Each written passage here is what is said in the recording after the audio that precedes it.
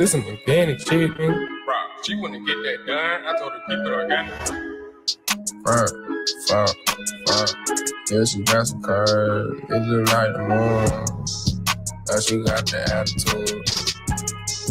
Yeah, she really got the moon. But I never to the next. That so fat don't need no talent side. I know she don't never fuck. She did talent. Tiny baddest bitch got some on the side. You better dance, that's a party. Happy pride, bustin' at a motherfucking party. Looking at me like I'm just a bad. But I'm not, and most people don't know nothing. I get the mouth in the kitchen, pop, rip, serve, pop, lamb, chop, shake, push, real cop, meal, about vanilla, bell. I got all my choppers out of mine, still on the way, folks. Yeah. That's the way just let it be great, shot. I said, just let it be great, shot. All that wagging, I can see all that shit back there. You ain't back, yeah, I see it. Yeah, you fine, but I don't know exactly why you think you need a BBL. Why the fuck you over here, steady talking BBL? Why the fuck you over here, steady saying BBL? Shawty already look like a model. Shawty already built like a bottle. I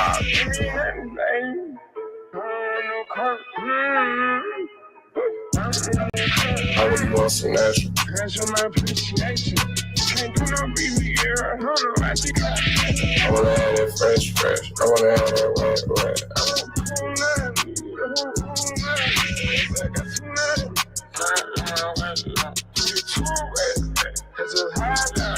Just a show appreciation, I dive in it, yeah. For that 100, for that 20, I'ma give it to her, yeah. I got paper in the bar, got that card with me, yeah.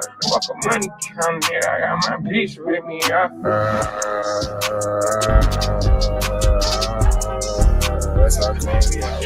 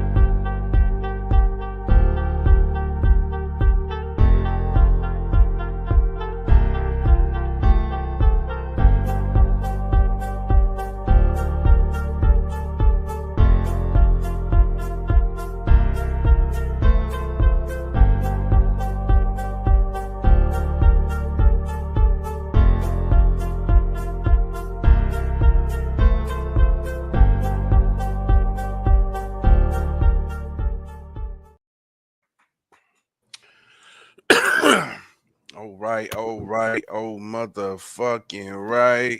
Yes, sir. Ski. Yes, sir. Ski.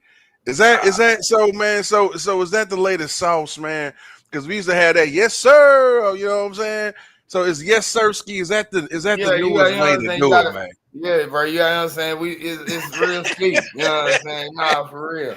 Hey, but listen. I fucks with it because you know what? It still reminds me of the lingo I had, you know what I mean? So I can fuck with it. I can put the little ski on the yes, sir. Yes, sir, man. Yeah, yes, sir, ski. Yo, I'm helped, man. Thank you for people who joined it in, man. I just had to have a conversation today. You know what I'm saying? I'm joined here, man. It's the Country Cousins duo, bro. I just titled this Conversations with Cuzzo. I don't know where we're going tonight, but I just wanted to tap in with the people. Yeah. You know, on my side of things, homie, we've been snowed in. It's been crazy a little bit around here, man. So people just starting to move around and move about. So it's snowing in Dallas. You know what I'm saying? We at 17 degrees. What? Get the fuck out of here. Look it up right now. We're at 17 degrees right now. It's cold as fuck. What do y'all do? What do y'all do about y'all homeless situation? I got a homeless problem with them. Yeah, we got a serious homeless problem. They got shelters available, you know what I'm saying? They really just asking all homeless people, you know what I'm saying, really just come in shelters, you know what I'm saying? They got multiples around. So if you're in the Dallas-Fort Worth area, please get some shelter. It's cold as shit. 17 degrees, man. I think everybody's in agreement, well, at least most people, that we ready for this winter time to be over with. You know what I'm saying? We ready to move on in the spring and them type of things, man. I don't speak too soon, nigga. This Texas, when it get hot, it get blistering hot. We ain't ready. Hell, keep the cold for a little bit. No doubt, man. No doubt, man. Man, brother, it is literally a lot of shit to go through, or so much shit that we can go to. But before we get things started, man, I do want to send my condolences to the Moore family, man. R.I.P. to my homie K-Mo. Tomorrow is his home going. So I hope to see all my peoples there, you know what I'm saying, to send a fellow paddock brethren, you know what I'm saying, say our final goodbyes the right way. So I just want to say R.I.P. K-Mo, big dog soldier, salute you and your father, man. You know what I'm saying? So salute to you, big homie. So I just wanted to make that known before we go into this, man. Like I say, shout out to y'all if y'all joining us, man. What y'all want to talk about? But literally, Cuzzo. Talk to me. Man. Talk to me. Man, fuck it, man. We gonna get into some ratchet shit right now, man. I'm with it. Hello. All right, I'm with. All right, so man, listen. I want to know your thoughts about this, man, because I felt like this was crazy to see. I saw a video, and this woman, young lady, she's actually on the show called Baddies. You know what I'm saying? I don't know if you hip to the show Baddies, but it's like very much so. All right, no doubt. So you already know what that is, right? So she's a part of the show, and she has some children, and she's on video calling her son daddy. What's her nationality? She's black. Okay. She's black. I think she's from Detroit. You know what I'm saying? She calls her son daddy, and she also says he's fine as fuck. That's how she references. I mean, how you feel about that? I just thought that was so crazy. I don't think I ever heard nobody like call their son daddy, man. I most definitely have. Okay. I most definitely have, and I most definitely have heard a female relate to their son that's fine as fuck. Okay. All right, so let me ask: is this something is this something you just now seeing, or this some shit you done seen? Nah, this ain't. I mean, this ain't no new shit. This ain't no new shit. This ain't no new shit. I think it's more of a, you know what I'm saying, more of a self-esteem situation. You know what I'm saying? Because the child probably is ugly as shit. You know what I'm saying? So you know what I'm saying? Build some character count around this motherfucker. You know what I'm saying? Yeah, I think it goes in a playful manner. You know what I'm saying? In today's age, that can come off as weird, but you know what I'm saying? Like, if you ratchet like I'm ratchet, and if you come from, you know what I'm saying, if you come from that neck of the woods, then you know what I'm saying, females talk like that, especially in this day and age. Shit, that's just what they say. It used to just be like, my son is so handsome.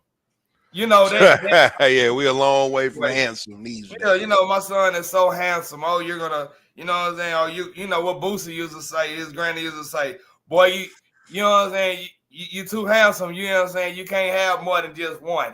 This, that, another. Just build up self-esteem, this, that, another. But no doubt. Can't ask today's mom to say, oh, you're so handsome. They probably can't even say handsome. It's not in their vocabulary. When the last time they said handsome? You know what I'm saying? Like, for real. Ladies, please keep that going. There's nothing wrong with a man being referred to as handsome, But, that's not really the bad part. Fine, if you want to say that, okay. It's just, can a female say you fine as fuck? What's up? Can a female tell you fine as fuck? I ain't got no problem with that. You know what I'm saying? But we talking about your son here, right? This is not somebody that you're attracted to. You feel me? So that's why I say it's kind of weird, but I ain't gonna throw no stones at it. You know what I'm saying? I ain't mad, but her calling her son daddy though, that's what kind of threw me off a little bit. I wasn't used to that. You know what I'm saying? But Hispanics do it all the time. You know what I'm saying? Daddy, mijo, come here, daddy. You know what I'm saying? I hear it all the time about their children when they talk to their children. Come here, papi. Come here, papi. Same shit. No doubt. You know what I'm saying? Same shit. That is the same shit. Same shit. You know what I'm saying? And we don't say nothing, and that's just because I'm around them all the time. Come here, papi. You know what I'm saying? Hey, papi. Yeah, and you know what? And that's why I wanted to ask you, bro, because I saw she was getting a lot of negativity behind that. You know, I'm just like, well, let me just see if that's cool. I mean, it sounds strange to me in certain ways, but at the same time, let me just see how other people feel about it. So I do feel what you're saying. Yeah. Culturally, I have, hey, papi, you know what I'm saying? So yeah. Same shit. You know what I'm saying? And that sounds to me, papi sounds way worse than daddy. You know what I'm saying? For real? I think papi sounds more because the peep game. All right, so let me just peep it. The way she said it too. She was like, "What's going on, daddy?" Like she said it like that. You feel me? I mean, that's different than saying, "Hey, papi." You know what I'm saying? That's like, you know what I'm saying? Hey, train up the child in the way he should go. And when he was old, he would not depart from it. Bitch, when my mama, you know what I'm saying? I'm used to that. So now you got to come with the daddy. You know what I'm saying? Because I'm used to being called daddy. Right. You know what I'm saying? I ain't mad at that. Man. Yeah, man. You know I guess that's a woman thing because I don't think the men is going to call their son daddy. Man, you motherfucking. Would they? Hell, I don't think so. I don't know. I'm just asking. You know what I'm saying? I don't know. Think about that, bro. I don't know. I hope. I Let me take a pause and just because that's crazy work too. But at the same time, culturally, you might see that. Yeah, you know what I'm saying. To be honest, you know what I mean. So because I would say it can't be okay for one. Because we all trying to be. Well, I guess so, man. If we're trying to be one race, which is a human race, then you know what I'm saying? It can't be okay because it's in another language. You dig what I'm saying? Like, you know what I'm saying? Like, if it's okay for the Hispanic lady to call her child papi, then it's okay for that black woman to call her son daddy. Come here, daddy. Hey, daddy. No doubt, man. You know, and I ain't mad at that. As long as you're taking care of your kids, I guess shit, man. That's the least of it, bro, because I ain't gonna lie, dog. I've been seeing some stories, bro. I saw a story today, bro, that was so triggering, man. I don't know if you've seen it. I think the lady might be from Texas. I don't know. So let me not put that out there. But it's like a video of her, like a lady going off on her son and shit, like kind of like beating on her son. And you know what I'm saying? And like, it was just crazy, bro. And I'm like, yo, people like that don't deserve kids. You know what I'm saying? You saw that kid's face, like the fear in his eyes was just crazy. Like this man have been tormented. So that's that crazy shit. That's why I'm like, well, as long as you taking care of your kids and your kids feel love, you know, what you call them is the least of your worries. You know that's what I'm saying, bro. That's the crazy part about today's age, bro. You know what I'm saying? Like if that was me as a child. Which my mama told my ass up right then and there. You know what I'm saying? You know, I done seen parents. You know what I'm saying? Did he get Joe Jackson whooped? Well, man, I ain't gonna lie, bro. I watched about 20 seconds. I can't even watch the whole thing, man, because I just see a kid. I mean, I ain't saying listen, crazy, dog. Like what? Like when we say, was this an ass whooping or this was a fist to face to whatever? Well, I'm saying like it's just like how she was talking to the child. You know what I'm saying? That it's just you totally ain't got no respect for the kid, man. Yeah. You know, I done seen a lot of tough parents. I done seen a lot of I done seen them all, bro.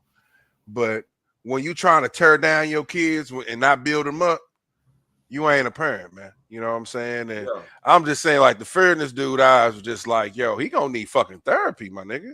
Not therapy. he gonna need therapy straight up. You know what I'm saying? Like, dog, when you don't feel like your mom love you, bro, that's gotta be different, my nigga. Oh man, yeah, for sure. You know what I'm saying? So that's why I'm like, therapy will be needed, bro, because you never know, man. Love turned into hate, man. You know what I'm saying? So, but you know what? Unfortunately, bro, they go both ways, bro. You know what I'm saying? I'm gonna keep it all the way a bean. They go both ways, because I mean, you don't know what torment that child is, and that's crazy to say, but it's honest to say, because not every parent is blessed with a good behaved child. So, and for the ones that are not blessed with good behaved children, you don't know the torment that they go through every day, every night of each day of their life. I mean, come on, Cuzzo. I'm hearing you, bro, but behavior is a learned thing, big dog. There's no such thing as a bad kid, man. There ain't no such thing as a I didn't bad say a kid, bad bro, kid. being born. So behaviors is a learned behavior. Wherever they might have learned it from, they might not have got it from the parents, they might have got it from an outside source, but it's a learned behavior, dog. You know what I'm saying? I don't know. I understand. That's a tough one. That's a thin line to walk right there. Because you got to think about it, bro. You know what I'm saying? Like, bro, nothing from nothing in chat. Y'all probably don't know nothing about Vito. You know what I'm saying? But nothing. But this ain't no small guy. You know what I'm saying? I want y'all to know this about Vito. This ain't no small guy. So you know what I'm saying? It's going like you ain't coming at this nigga. You ain't coming at him small, off top. So that's a different type of parent. You know what I'm saying? Compare, and then on top of this, everything, yes, behavior is learned, but it all goes to environment. I mean, it's just all type of fucked up situations that could bring a child. It's like the parent can do everything that they possibly in their possible power to do. But at the end of the day, when that child goes to school, when that child goes in the streets, that's on the child to actually listen to what the parent has already taught. That's why they call it home training. So, you know what I'm saying? So, again, I'm not here to say that. I'm going to say this. No child should be dismantled, beat on, none of that occasion. But I don't believe in not spoiling the rod. You know what I'm saying? Right. I believe in belt to ass. And if you come at me sideways like you ready to put up your dukes, then what the fuck I'm supposed to do? I'm a human too. You know what? The thing is this, though, bro. The thing is this, you can't have punishment without correction. You know, when you look at some of these households, the parent might come in and beat on their kid just because they had a fucked up day. You know what I'm saying? True. The beating is not to correct anything. It's just so this motherfucker can let off his steam. You feel me? So that's what I'm talking about. Like, if you have to punish your child, you got to punish your child, but the child should know why he's getting punished. Absolutely. And along with that, the child should know this is what you do so you won't get punished like this again. It has to be a correction. You know what I'm saying? But I feel you. If you just beating on your kid and and that's the only way you can convey your message, it might go opposite of what you're looking for. He might not obey. He might rebel. He or she might rebel. And chat, hear me out. And I'm talking to everybody worldwide. You know what I'm saying? Because this is WWW. So we in the World Wide Web. You know what I'm saying? You have the right to make your child the ward of the state if you feel like it is too much for you. And I'm just going to put that out there. I don't know who needs to hear that. But if it's too much, you know what I'm saying? Then go as such. But don't put that child, don't hurt the child. Let's not hurt the children. Because I believe the children are the future. Teach them well and let them lead the way.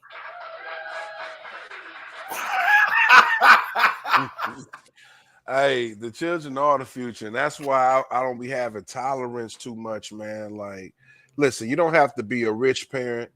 You can be the poorest of parents, but like I said, you at least have to have love in your household. Even if y'all all got to sleep on the floor by the stove to get some heat, y'all all in it together. You know what I'm saying? So That's what it is, man. You know, even if you don't have much, the kid got to know, yeah, my parents doing whatever they can just to give me the things that I do have. It's just some love. It got to be love in the household. And the way I just saw this lady talking to her son and belittling the way, like, listen, man, like you say, it's home training. And when you got all these, you see these kids, man, committing suicides because they getting bullied at school. You know what I'm saying? Where they come in, they probably come into school already with a low self-esteem. And that self-esteem starts at home. It starts like what you say. Oh, you so handsome. You know what I'm saying? Them positive words building up your confidence. That starts at home, bro. We call it I think they call it positive reinforcements. Yes, sir. Positive reinforcements, man. And that's what's needed to, like you say, it starts at home, man. Straight up. It all starts at home. So we got to make sure we doing our job too to build them up and not break them down. It's such a hard job when you say home because you have a certain structure at home. And then you have a certain structure at school. And those two structures are supposed to, but not in these days and age. This day and age, you know what I'm saying? Those two structures don't coexist together. Back in the day, you know what I'm saying? Like it was more of a understanding. Why? Because the teacher was actually working with the parent, not the teacher is working for the parent. And so that would bring a dishonor and a certain, if you just think about it, and I'm not taking anyone's side. I'm always taking the child's side. I want this to be known. I'm always taking the child's side. But I want this to resonate. And just think, if you're a parent and you're constantly being called, constantly having to come to the school for something that you're demanding at home, but see, home is not school. And you're doing all these incorrect activities at school that you know you're not doing at home. That brings all type of bridges in the household.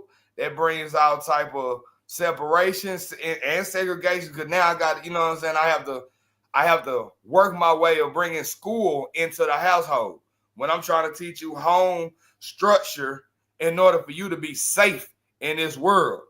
See what I'm saying? There's so much that a child has to bear and so many structures that they have to abide by that, you know what I'm saying, they come discombobulated.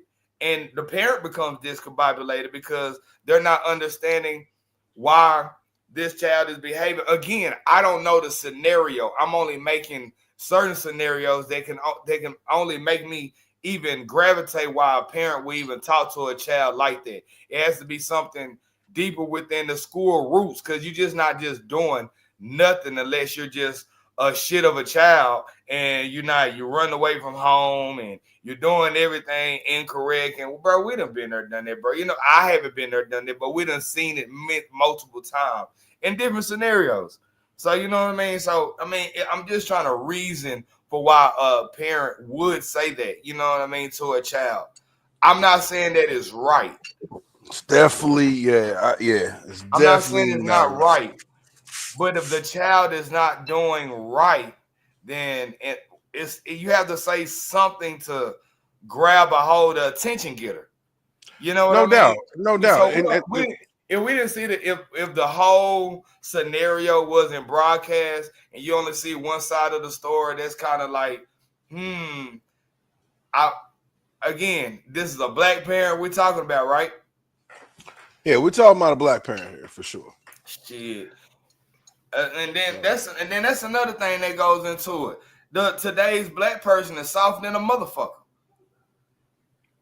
You know what I'm saying? I ain't saying our grandmother, but I knew plenty of other grandmothers and mothers that called their children all type of names because the motherfucker didn't wash the dishes when they told them to wash the dishes. So you know what I'm saying? Like, and it hurt them. But listen, they knew that, hey, you know what I'm saying, not to feel that way, they had to go do something about it. And so shit, you know what I'm saying? Hopefully that child does something about it where this situation doesn't happen again. Even ass whooping is a lesson not to do this again, so I don't catch this ass whooping. They need to he needs to be removed from that home, bro. You know, it ain't no excuse. Even in the Bible, it says parents should not tempt their children. So if you don't be no Caucasian. Don't be no Caucasian. No, it ain't about that, bro. That's what I'm saying. It ain't about that. I understand as a parent, bro. I'm not sitting here saying I ain't never cussed at my child or nothing like that. But that's not the norm. Everybody gets angry, but at the same time, there is a line, there is a boundary. Because words can't be taken back. Some things you don't want to say to your child, and that's why a spiritual foundation has to be there as well.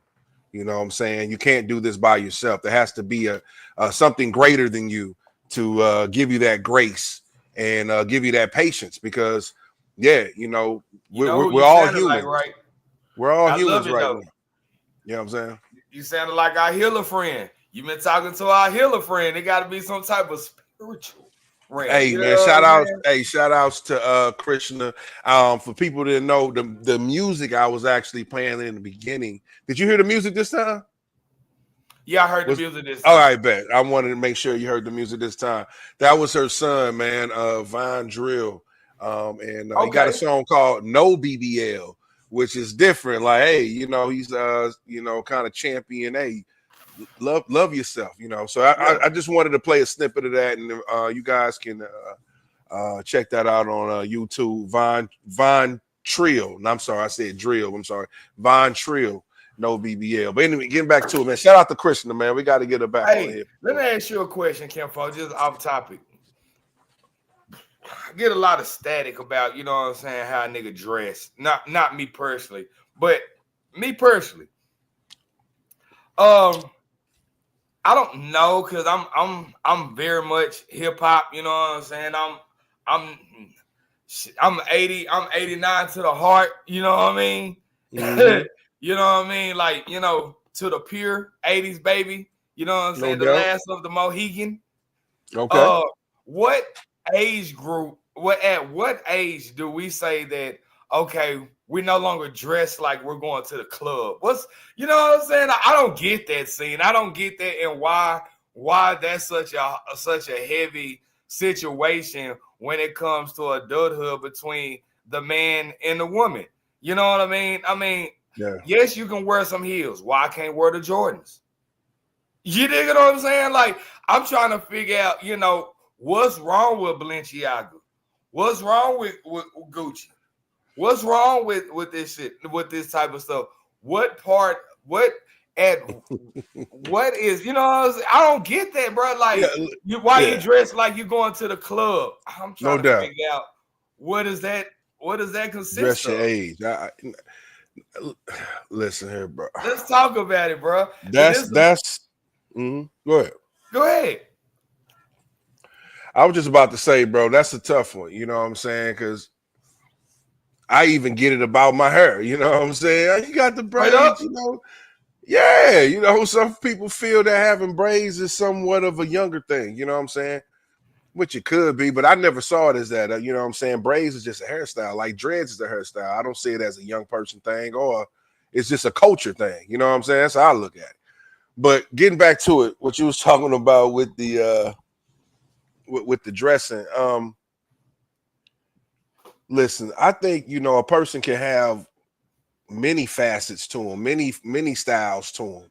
You know what I'm saying? You can dress like you about to hit a club, or then you can go 3-pieced up. You know what I'm saying? Like, I find beauty in all types of dress. You know what I'm saying? Like, shit, like, that's why these days I ain't gotta have the Jordans. I can put on a pair of whatever and get out there and look real, you know what I'm saying? Look real decent with it. But to me, there is some styles, bro. I hate to admit this. Even I just got to keep it 100. There is some styles I do feel might belong to a young section of the motherfucking population. You know what I'm saying? Some things I shouldn't see a man. Like what? Enlighten me, please. Man, first of all, the super skinnies, bro. The super skinnies, dog. I'm talking about the super skinnies here. I ain't talking about fitted jeans, got a little bit of skeetiness on them. We talking about the super Nah, man. The super skinnies, bro. I shouldn't see no grown men in them, dog. And I really shouldn't see none of my big brothers like myself in them either.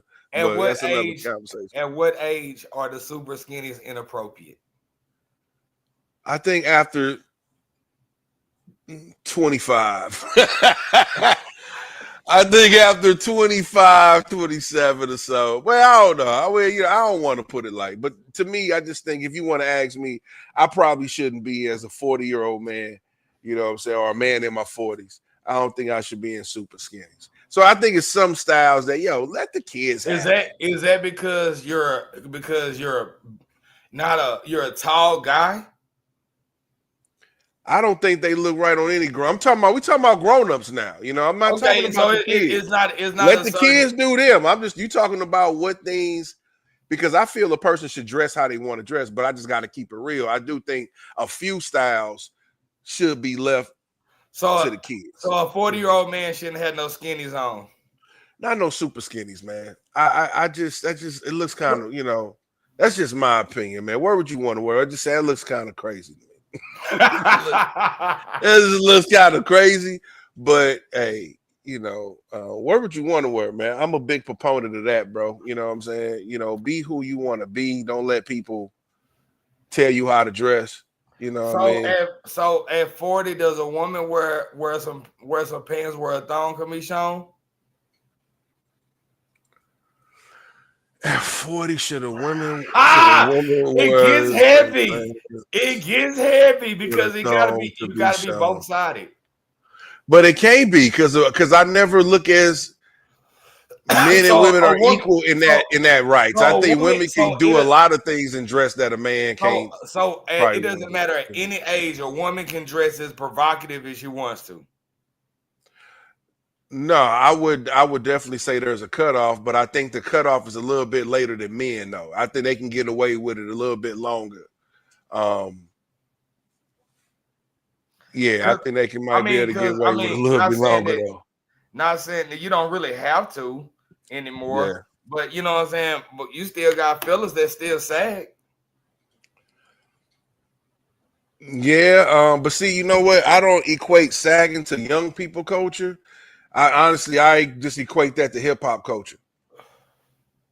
To be honest, because that thing just spread like fire. It's just a certain style. But sagging has evolved over the years. Because now niggas make it part of their outfit to show their ass. You know what I'm saying? That's been a part. That's been a. They ain't been a part. That ain't been a part. I don't know what was going on in St. Louis, but I know in the early niggas 2000s, wasn't showing their ass on purpose. Back in the day. 'Cause I remember the people used to be like, "Pull your pants up," if the shit that wasn't the norm, man. Listen, had this in Texas. You had this draws, polos, showing your Wayne made that popular. Basketball shorts, and then there go your pants or shorts that you had on, your jeans. So all that was showing for sure. For sure. That was a fashion thing. Even in Dallas, I do it even. We had that. Even worse. Listen, Dallas listen. Go ahead. No, I'm saying Dallas, they had draws, basketball shorts, leather pants or leather shorts. So for sure, your draws were showing. Okay, but tell me this, homie. You trying to tell me like motherfuckers was letting they boxers show like on the sides. Was motherfucking, I mean, your damn pants are literally below your ass. Then you put the belt on. Like, I don't think niggas was moving like that. You know what I'm saying? Like, yeah, of course your boxers gonna show or your basketball. Like that. But we talking about below the ass. The only difference was them boys was sagging way hard back then. The only difference was that they had a longer shirt. They had a real long shirt. That's what I'm saying, bro. Exactly. We wasn't trying to be on purpose, hiking our shirts up to show our ass on purpose. These niggas doing this shit they buying short t-shirts on purpose to where that motherfucker couldn't cover it up if he wanted to. You feel me? It's a difference, my nigga. That's what I'm saying. We niggas sag hard. Hell yeah, shit. Niggas in Cali been sagging hard, but they had a long ass shirt though, bro. They weren't showing ass because you got to think about that. That shit came from jail. You know what I'm saying? When motherfuckers was sagging in jail, that means that you was available for somebody. You feel me? When you sagging in jail and showing your ass, that meant that you was available. So niggas in the hood wasn't trying to copy that piece of it. So we was covering that shit up. But I don't know. It's like I say, I think everybody takes it to a different level, bro. You remember on Don't Be a Menace While Drinking Your Juice in the Hood? It was that little, you remember that movie? Well, yeah, when he said he had to have the boxers to go with his outfit and all that. You did what I'm saying? All right. Okay. So people, I don't know if you remember this part. He was like at a party and he was showing niggas sagging. Like it was one nigga sagging a little low, the other nigga was sagging that was next to him was sagging a little low, and then the nigga next to him, he just had his pants on the ground, period. You know what I'm saying? I don't know if you, but it was just the different stages of niggas sagging. Like, yeah, and pretty much we at the motherfucking point niggas just dropping their pants down and just moving. Niggas just walking like that, man. But whatever, man. I understand the difference. They were so baggy that you could put a few of their pants, those skinnies in niggas. Bro, it was just a different time, though, man. But yeah, man, you know what? Like I be watching them pop the balloon shows, my G, and like a guy come out there and you know what I'm saying, chicks just start busting balloons. Wow. Lady go over there like, why you bust your balloon? Well, it's just a dress for me. He needs to dress more his age. You know what I'm saying? So yeah, what does that women will hit you with that for sure. I'm saying I'm trying to figure out what does that mean? Dress your age. So I need to wear a suit. So like matter of fact, I'll give you the rundown. Dude had like a little Ed Hardy type of hoodie. He wasn't Ed Hardy, of course, but it's like one of them type of design hoodies on, baseball cap, jeans, and some Jordans. You know what I'm saying? And he's an older guy. I think he was in his 40s. You know what I mean? So that's what they hit him with. You know, I guess. I mean, but listen, man. I will say this. If you're going to go on that Pop the Balloon show, I would kind of go on that show like in the mindset like I'm on a date. You know what I'm saying? So I'm going to come kind of fresh. I ain't got to wear a motherfucking whole suit. But I might not. I ain't probably going to put no hoodie on. You'll wear some loafers and a blazer to a date? That's where you are in life? Well, it depends on the occasion. I'm not just gonna put on a blazer just for a first date. Some niggas would, you know what I'm saying. I will put on a blazer to take a girl to Papa Do's. That wouldn't be my first thought to put on a blazer for Papa Do's. I'm gonna keep it real with you. You better not no Papa Do's. It's like an upgraded Red Lobster. No disrespect to Papa Do's. That's what I'm saying. That's nothing I wear a blazer for Papa Do's. I can see if we was going to Ruth and Chris. You know what I'm saying? Right. Chris and Ruth, whatever the shit called, only been to it right. But you know what I'm saying? Like, nigga, shit. First off, they got a dress code to come in that motherfucker. So it hit different. Some spots you need a little blazer, a little time to up in that motherfucker. That's one of them type of motherfuckers, though. You know what I'm saying? But shout out, I'm goddamn a 20-date balloon. Stop playing with me. Yo, shout out to the viewers, man. Yo, shout out to our Cuzzo, man. We got Marshall in this mug. What's popping, man? Shout out to you, man. I believe one of your sons just had a birthday. Happy belated birthday to that young man, man. I wish you nothing but love. And listen, we're gonna have to come down to old Alabama soon, man. That's a fact. I seen Uncle Marshall. No doubt, man. Definitely miss my uncles. But yeah, man. But yeah, bro. I don't, listen, man. I think, it ain't nothing wrong wearing a blazer, but first date, I might put on at least a collared shirt, you know what I'm saying, with a little collar. You know what I mean? Crazy. I ain't calling you crazy. I'm just saying that's That's just crazy for me to hear you say that. What Chat, the fuck for me you to hear talking about, bro? y'all don't But see, you understand, got bro. it all the way wrong. See, you got it all the way wrong, bro. Because in the Lou, my nigga, bro, it's In a little way. nigga in the Lou, dog. We've been wearing gators and shit, dog. We used to wear gators and shit to high school, my nigga. We used to straight To up come in that prom, my motherfucker nigga. To suited and booted. prom. No, I To ain't talking about prom. prom. I'm talking about regular school days, my nigga. Yeah, Hell no. nigga. Hell no. You know. Hell no. You gonna have to give me a voucher for that one. I can't believe Man, that bro, one. I'm gonna tell you, man. Shout out to Lil Corey, shout out to Yellow Mac. You know what I'm saying? Big Joe, Marty, Twine.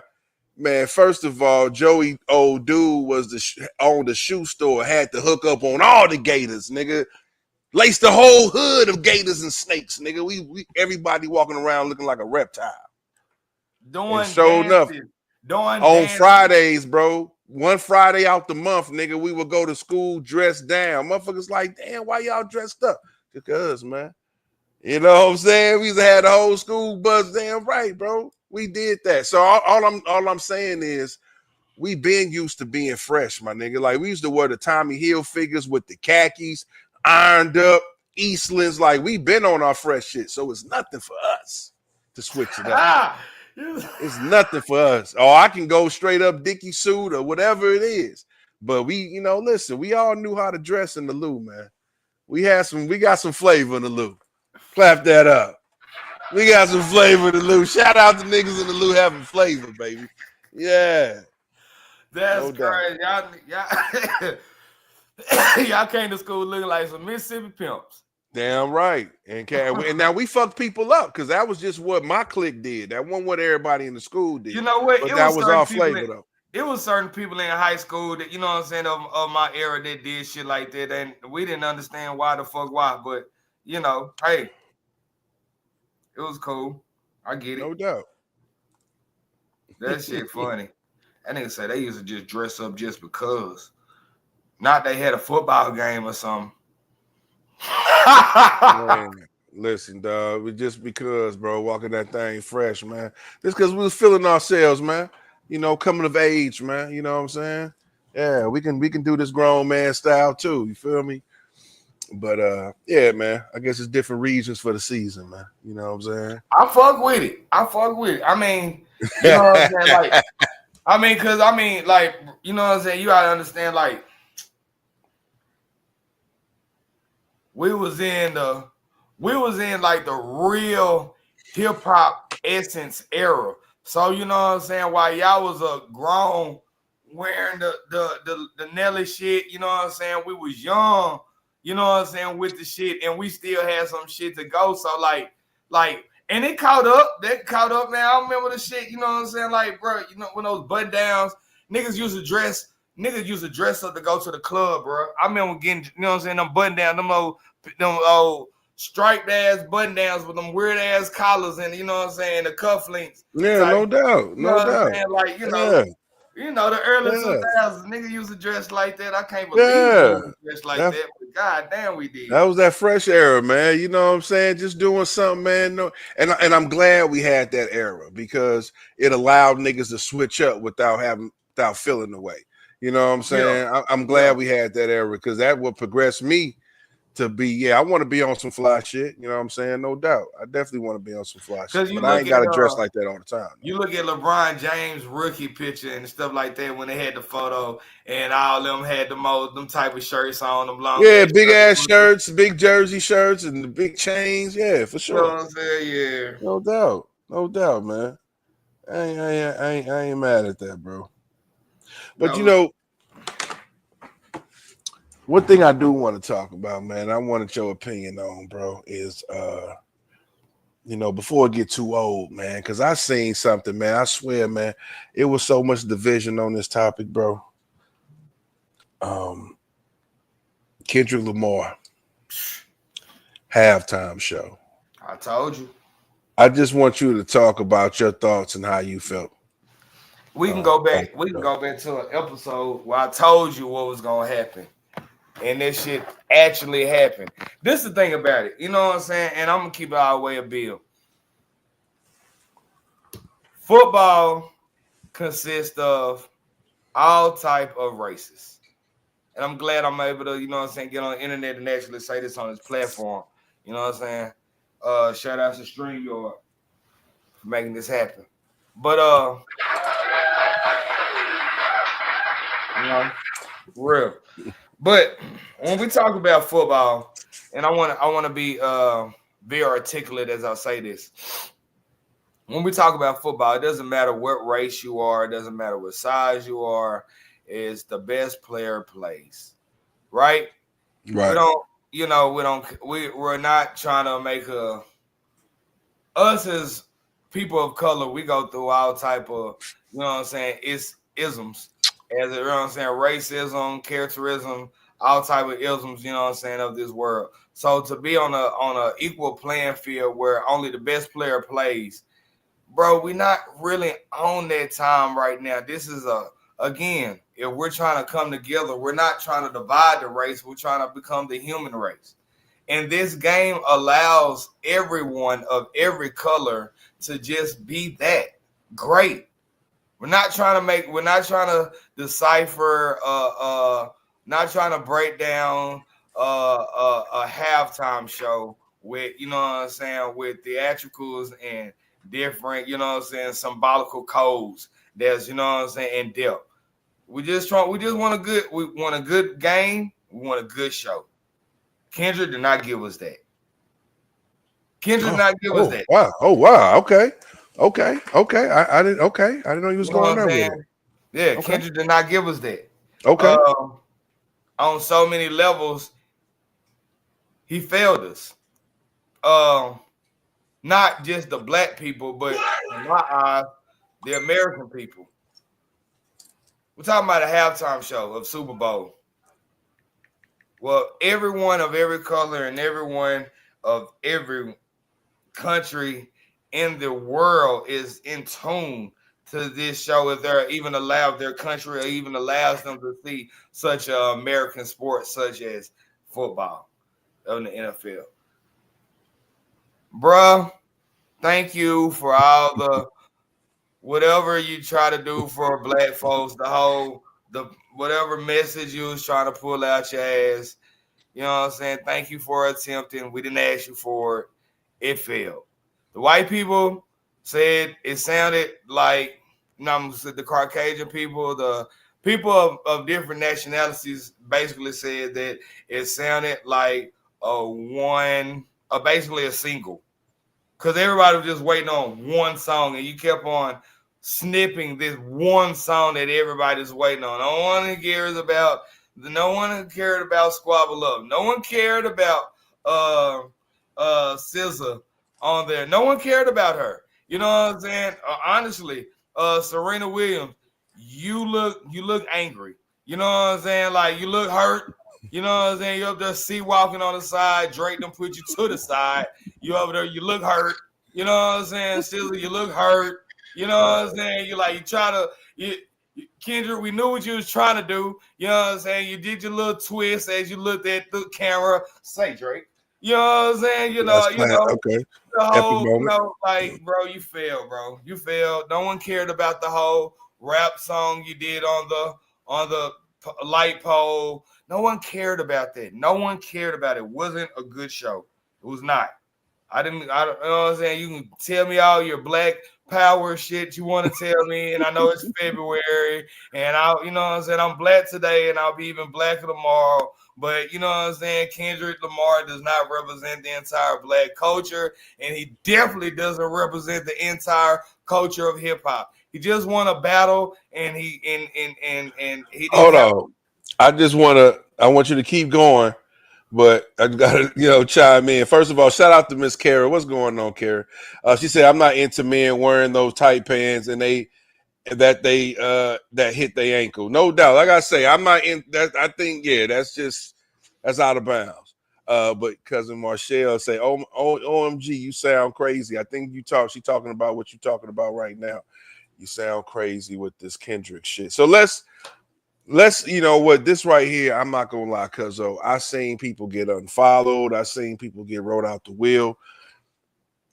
based on this motherfucking subject right here. People going at other people for not sharing their same beliefs, and if this was a good halftime show. I did. I rushed out there and I was like, if you think this was a dope performance, you voted for Trump. I did go out there and say that. Thank you.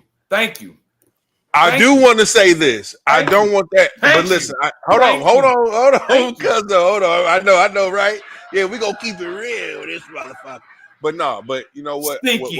But what I do want to say is this. I said it to me when I said it's not a dope performance. I'm just saying overall. I don't think it was a trash. I think it was a good performance because I know a little bit about music, and for somebody to do that type of show, bro, no breaks is actually you saying the lyrics. You don't really have reference tracks in the back, and he did it pretty much flawlessly. So yeah, it was a good performance. I think it was a good performance. In the realm of being a Super Bowl performance, it didn't hit the mark. You know, one of my people said it didn't have that sizzle. And the only thing I would say, I just think the thing that kind of was lackluster about it was just the beginning. I think in a Super Bowl, you got to keep it high energy. You know what I'm saying? Because it's a high energy event. So to me, the halftime show was supposed to be a compliment to the game. It's supposed to keep it going. And to me, it just took a little minute for everything to get set up. I think it kind of sucked out the energy a little bit until he put SZA on.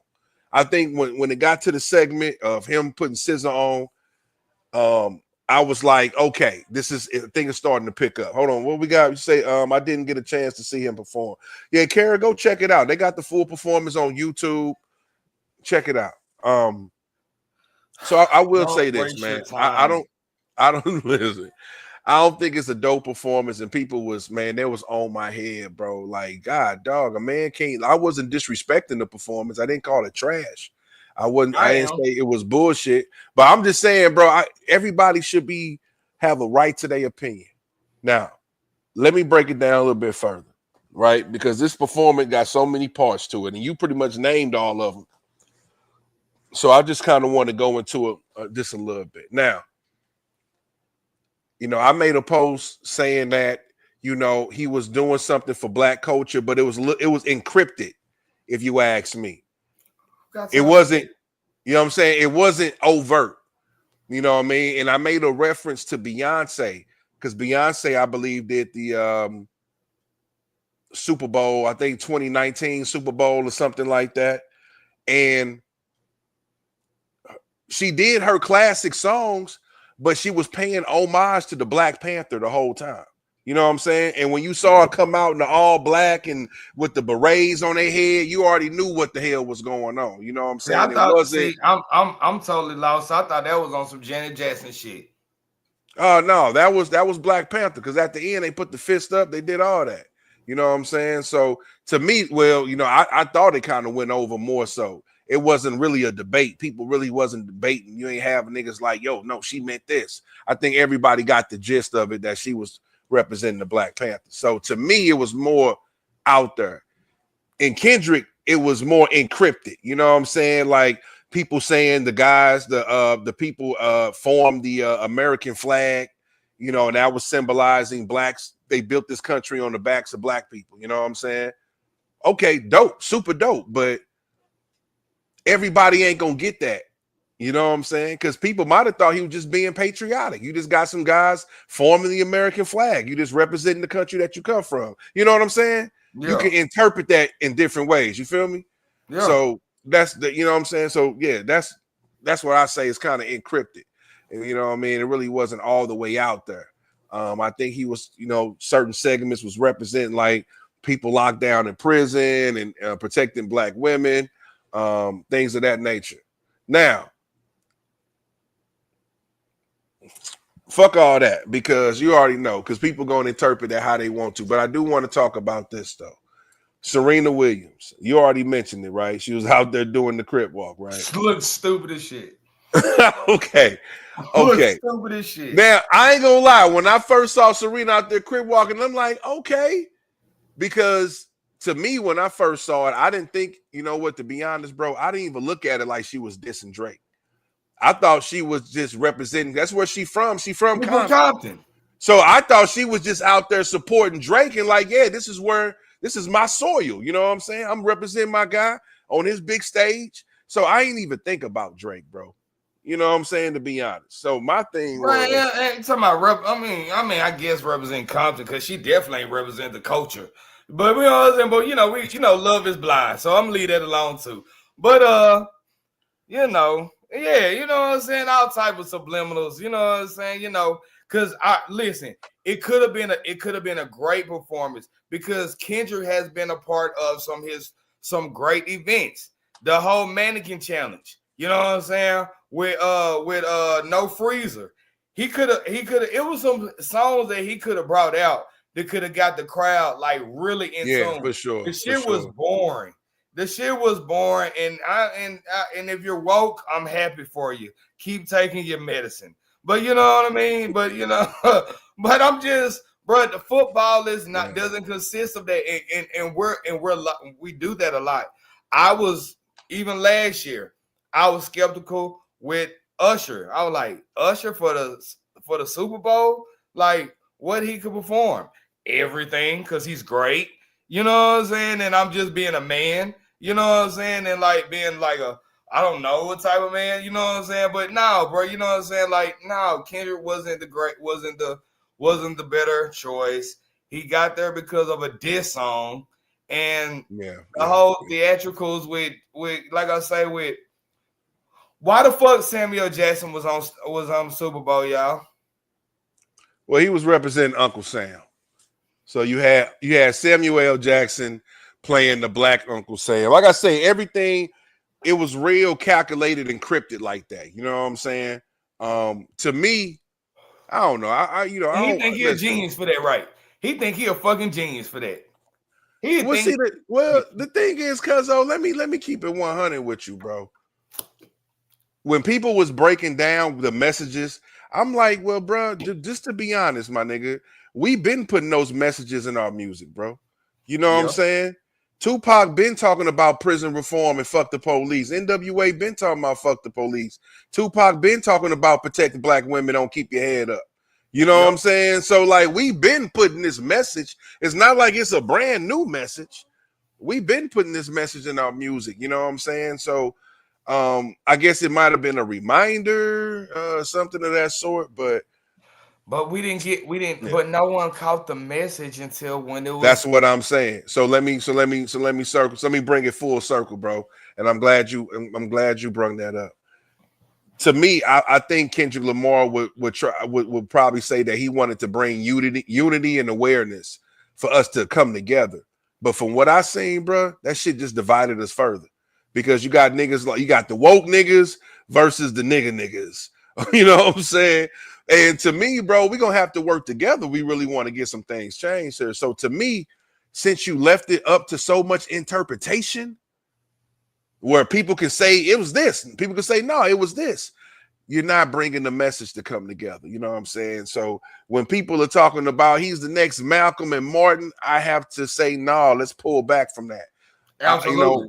We can't crown them that because one thing, first of all, those guys died for what they believed in. You know, and not to say Kendrick has to die in order to be a pillar in the community, but the only thing I say is this: they didn't have time to encrypt their messages. They had to say their messages straight up and straight out, my nigga. And they didn't have time to encrypt it. They had to say, "Hey, Malcolm X didn't hold his tongue," because you know why, bro? And I'm gonna let you land, but I just wanted to say this: when you feel like the message is bigger than you. You got to make it plain for everybody. You ain't got time to people having misconstrued in your message. Nah, bro, you got to make your message plain and you got to put it out to the people as such, man. So that's why I don't say Kendrick is, because Kendrick like to put shit in his music. He like to encrypt it. These niggas was always straight out up front with they shit, bro. But go ahead, man. No, I'm just saying, like, I don't see Kendrick as a peer, you know what I'm saying, as a pillar for the black community. I feel like he's a pillar for the West Coast community. You know what I'm saying? I think, you know what I'm saying? When it was, you saw the congratulations after he did the halftime show. it was a caption, "The West wins." You know what I'm saying? Like, these things, it's not saying that he's doing it for black people. I mean, people can interpret it what they want to interpret it. And that's cool if that's what you got from it. It didn't come from, he didn't say it. So, you know what I'm saying? So people can give me all type of theories that they want to. At the end of the day, the show was boring. You know what I'm saying? The people were snoring. And you know what I mean? It was a one-sided Super Bowl. And you know what I'm saying? And I mean, at the end of the day, it didn't serve the purpose that it was trying to serve, which is entertainment. I think it could have been better. I don't look at Kendrick as a civil rights leader. I look at him as a artist that raps about social conscious things in his raps. You know what I'm saying? That's how I look at him. I don't expect him to lead the world into the new salvation, or nothing like that. You know what I'm saying? Unless he wants to put that pressure on himself. Like, he never came out and said, yes, I am the voice of the black people. I haven't really heard him say that. I don't know. Maybe he did. But at the same time, I just say, listen, it was a good performance, Cuzzo, but it could have been a lot better. I just think that you just, listen, your message could have came from your props. You can still do your hype shit, but have everything that you had going on in the background. I just think if people don't know your music, and you know what, I hate to say this, because people like, man, you niggas just always want to be entertained. You always just want to get up and dance and shit. But there's nothing wrong with motherfucking it's dancing. The Super Bowl. God dog, having a good damn time. Bowl.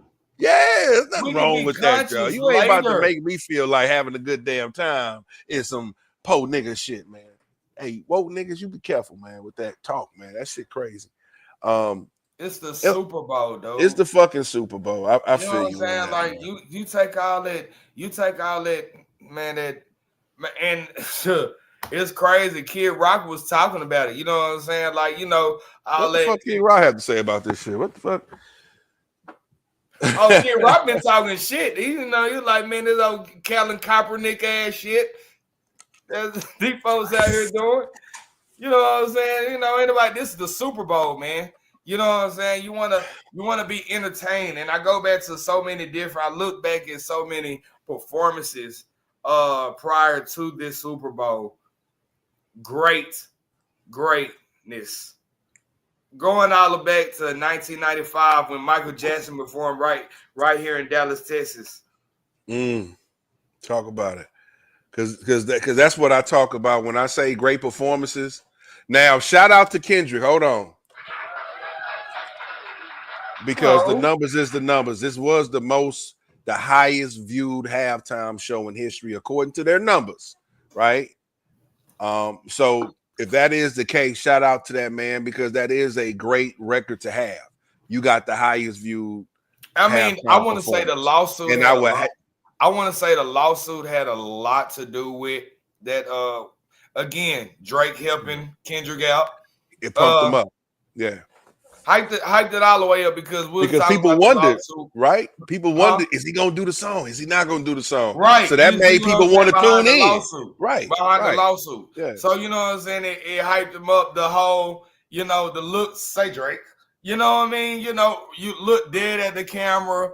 The whole antics. That all that played a part into it. You know what I mean? Again, yeah, it did. It worked against Drake, bro. The more he wanted motherfuckers not to. For them to be able to play that song, the more people anticipated him to do the song. So it kind of blew up back in his face. You know what I'm saying? And now this is the thing about it.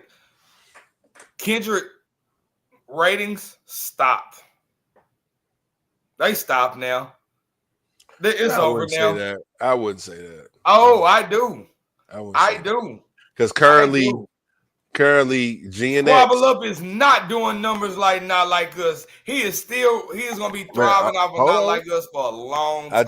I just saw some numbers today, big dog, where GNX is getting more streams than the new Drake album. That's what I wanted to talk about, because I believe you might have been on that episode too when I said when Drake was getting his ass whooped, once Not Like Us came out, I was like, it's over, right? And I was like, bro, Drake just needs to just go away for a year. Don't do no shows. Have a great vacation. Get you a private trainer. Keep your mind and your body sharp. Let this motherfucking wave blow over. And then come back out, bro, with a dope-ass rap album.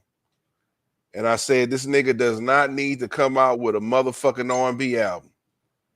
And guess what this nigga do, bro? He drop an R&B album. He drops a fucking R&B album. And it's one of his lowest stream albums ever now. Only sold like 28,000 copies first week. It's not good. It's not good for Drake, man. I told you, bro, you don't need to bring this soft shit because right now your manhood been shaking. You need to come with a dope rap album, bro. You ain't got to be dissing that nigga, but you need to come out with a dope-ass rap album. I heard Kendrick had like a response talking about that whole situation. I got to check it out. You said who got a response? Kendrick. I mean, not Kendrick. J. Cole. Shout out to Cole, man. I've been bumping a lot of J. Cole this weekend. Over this week and last weekend, man. J. Cole is another one, man. Super dope. Got caught up. Got spanked. You know what I'm saying? A little bit, man. He had to take that L too, Cole. But I ain't gonna deny the nigga rap ability. He ran from it.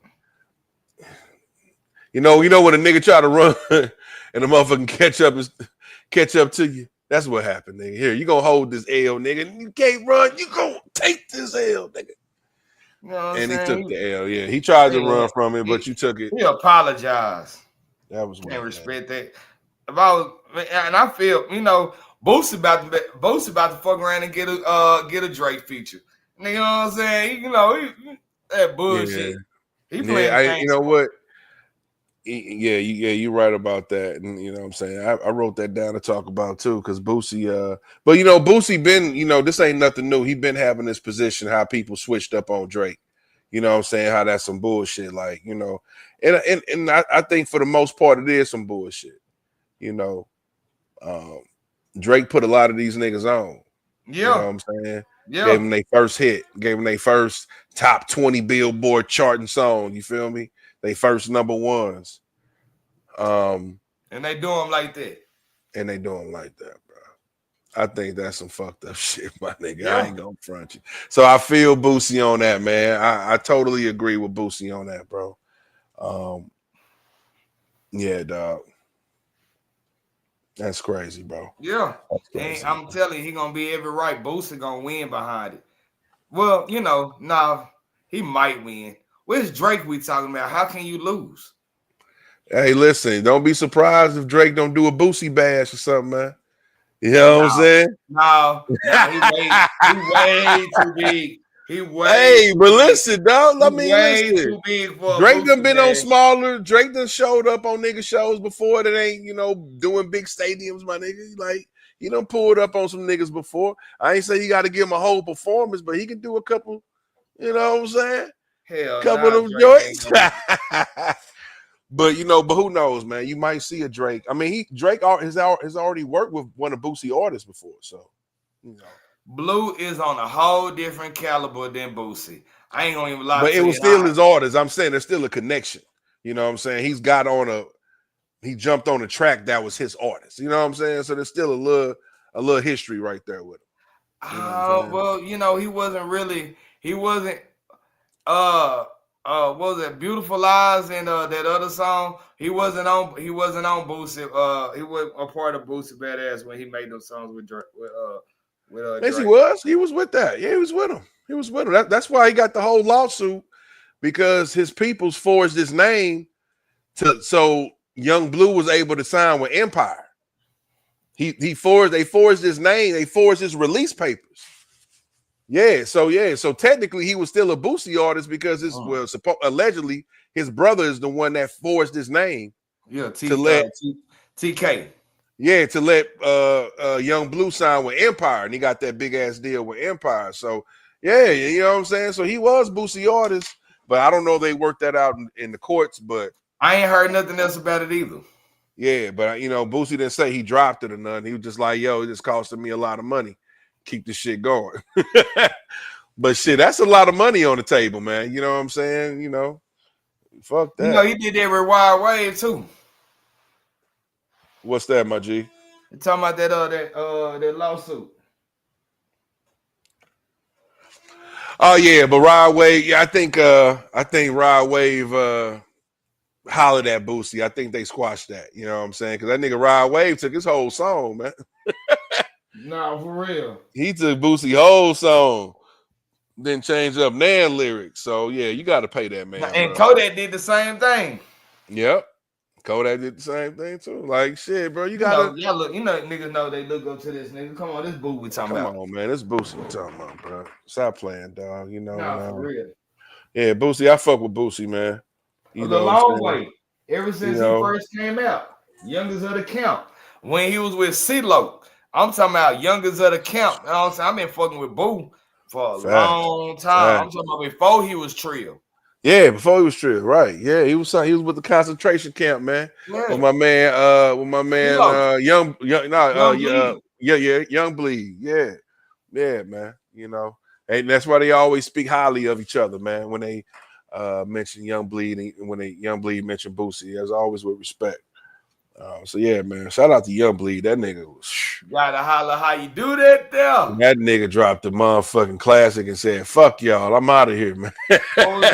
What was that? My balls is my word. Yeah, hell yeah, baby. That motherfucking release that it was a joint venture with Mean Green and No Limit. Come on, man. The day they made me boss, stop playing, bro. Yeah, man. Bro. Come on, dog. The coolest Clyde with my business by my side. Yeah, man. Come on, man. That nigga Bleed was on a whole different level on that album, dog. Bleed was on a different level with that, man. Shout out to Bleed. I'm gonna have to play that tomorrow. You know what I'm saying? I'm gonna play that. I fuck with that right there. I do fuck with that. Shout out to everybody that's been joining in, man. Shout out to the audience members, man. Listen, I'm trying to read y'all. I'm trying to read your y'all comments as soon as possible, as quick as possible. I apologize if I don't get to them. But shout out to y'all for joining in, man. And listen, I want y'all to share the live as well. Go to Spit Your Game 314 on YouTube. Yeah. Take time out. If you haven't subscribed to the channel, subscribe, man. It don't cost you no money just to show a little love. And you know what I'm saying? By you subscribing, y'all get notifications on all the new videos we drop, because we drop videos, bro. I don't know if you've seen the page lately, Cuzzo, but we've been going up as far as the views, man. And I love, you know, my favorite thing is, bro, just looking at our page and, you know, looking at the comments. I love when I just see people commenting on these motherfuckers. Like, I mean, they paying attention. Yo, my nigga, I think I got some enemies for life, because nigga, we had a conversation and I talked about Bone, and I was like, yo, I think they had Harmony, Bone Thugs and Harmony. I had a tape like Bone? Yeah, I was like, that Art of War album was one of the worst albums in hip hop history.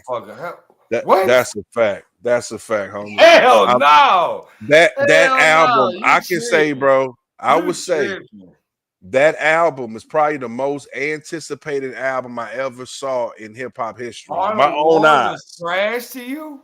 That shit was not. That shit was trash.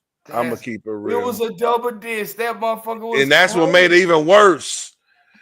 Nigga, the best song on that album was actually an interlude by Crazy Bone. Remember, Crazy Bone had his own track on that album, but it was like a little interlude, though, like a little minute and a half song. That was the best song on that motherfucker, bro.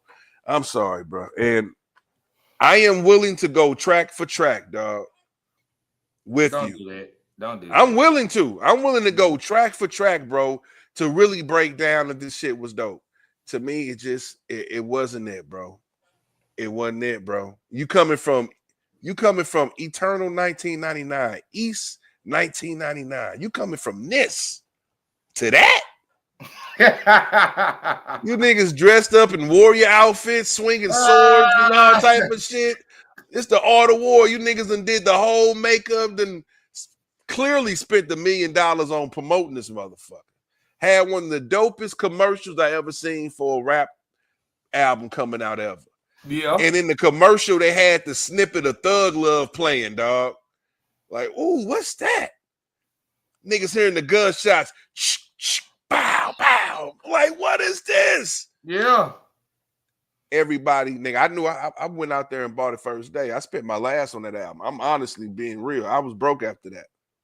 That was a double disc, man. Niggas weren't used to paying $25 for a motherfucking album. Yeah, you feel me? You know what I'm saying? I'm trying to get them when they $10 at Best Buy on Tuesdays. The first day they put them $10. I'm trying to grab it when it's there, you know. But yeah, $25 or whatever, might even been more. And that album wasn't it, cuz it wasn't. That's crazy. I know it's crazy. That's what them niggas in the comments was like. These dudes don't know shit about what they talking about. He's like, that one dude cool, but them other two niggas is garbage. I'm like, damn, bro. I feel bad. I feel bad. But listen, that Outta War album, y'all, and people in the comments, y'all comment on this. If you know what I'm talking about, Bones' third album. That's crazy. The Outta War, man. Got Pac, Thug Love. If you don't know what I'm talking about, you probably know what Thug Love is. That album, man. I think the album was some bullshit. That is crazy. I would not expect you to say that. That's crazy, Kinfolk. That's ridiculous. That was a great album. What are you talking about? Family. That wasn't it, bro. Them guys should have brought a way better album than that, man. That's a fact. I don't care. I don't care. But I don't know how we start talking about Bone and them niggas, but damn. You definitely went there. Oh, with the comments. I was just saying I appreciate the comments, y'all. I just love when people engage and fucking with us. That makes me happy, y'all. So if y'all want to make me happy, just comment. There you go. That's it. That's it. I don't even want to even ask that because I already know what you're gonna say. What? No, you don't. What you gonna ask me? Who is more influential, Tupac or Kendrick Lamar?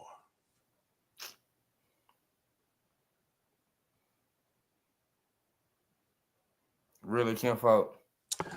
I mean, that's why I said I already knew where he's gonna go with it. But I mean, is that where life is right now?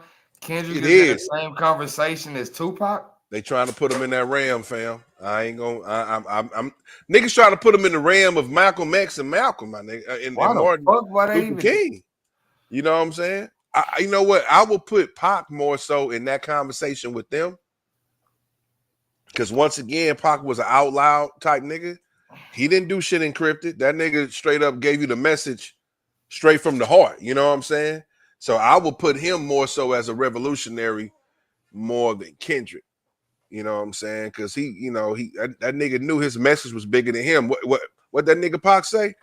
He said, I might not change the world, but I will spark the brain of the nigga that will. I will plant the seed that will change the world. That's what I'm saying. You feel me? So Pac knew that what he was saying will eventually get him killed. You know, and to me, that's a person who believes the message is really bigger than them. You feel me?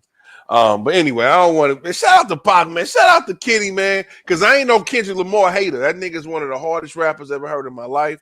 I fuck with Kendrick. This is strictly on grading your Super Bowl performance. That's strictly what this is. Absolutely. Because I can't take shit away from you, dog. You was one of the crazy with it, bro.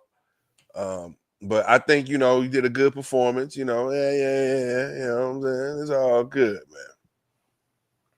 I'm just saying, he had the formula to do a better show, and he didn't. Yeah. No doubt. I need to roll up. Oh, that's it out loud. But no, but on to some better news, man. Because I did hear something yesterday, bro, that I was surprised to even hear. First of all, ASAP Rocky found not guilty of all charges, man. Absolutely. Did you see how that nigga did a whole Sammy Sosa dive into the motherfucking witness, to the damn jury? Yeah. Not jury, but the Whatever. I don't know what stand that is, but the people coming to watch it. You know what I mean? Hey, they just show you that money. Hey, money talk, bullshit walk. And it show Money you talk. that nigga really wasn't the surest on how that shit was gonna turn out. Hell You no, know it what I'm wasn't. saying? For real. He was kind of like, hey man, I know I'm a billionaire. I know my girl a billionaire, but this shit might not turn out like we want. You feel me? Even after the dude said he shot me. That Not is guilty. crazy, Cuzzo. That's you know what, bro? And that's why niggas was like, yo, he should have took that 6 months. But I guess that nigga must have thought, yo, if I plead guilty, that means old boy can hit me with a civil suit. You feel me? And try to really get at my pocket. So that nigga played a dangerous game because, like you say, bro, when you got a nigga pointing on the stand, that nigga shot me. That's crazy. And won. Come on, my G. Shots out to fucking. And you know what? How does that make his man look? You got on stand, big dog. Yeah, that's you did that for nothing. For nothing, my G. You did all that for nothing. You know yeah, you got to pay your lawyers. You still got to pay your lawyers, nigga, and you lost. You get no money. You ratted for nothing. You're a hoe ass nigga for no reason. You know what I'm saying? You ain't even get that not being a hoe ass nigga. You a hoe ass nigga for no reason. You at least should have got yourself a government job. Yo, you give me a government job. No folks gonna torment you. They're gonna torment you. Gonna torture your bitch ass. You just a hoe ass nigga at this point. You take the ASAP off your name, man. You know what I'm saying? Hey, that's a 6-figure nigga. You understand me? Plus some. You understand hey, me, man. Listen here, bro. You done snitch like a bitch, and this nigga is off, and he can pop your ass for real, because, you know what I'm saying, because you can't do double jeopardy. Nigga can get your ass killed for real in this motherfucker now. For real.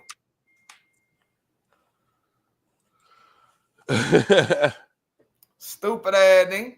You know what I'm saying? That's good to show y'all, bro. Don't do crime with a nigga, and you know what I'm saying, and think that snitching shit is, you know what I'm saying? Can't everybody be 6'9"?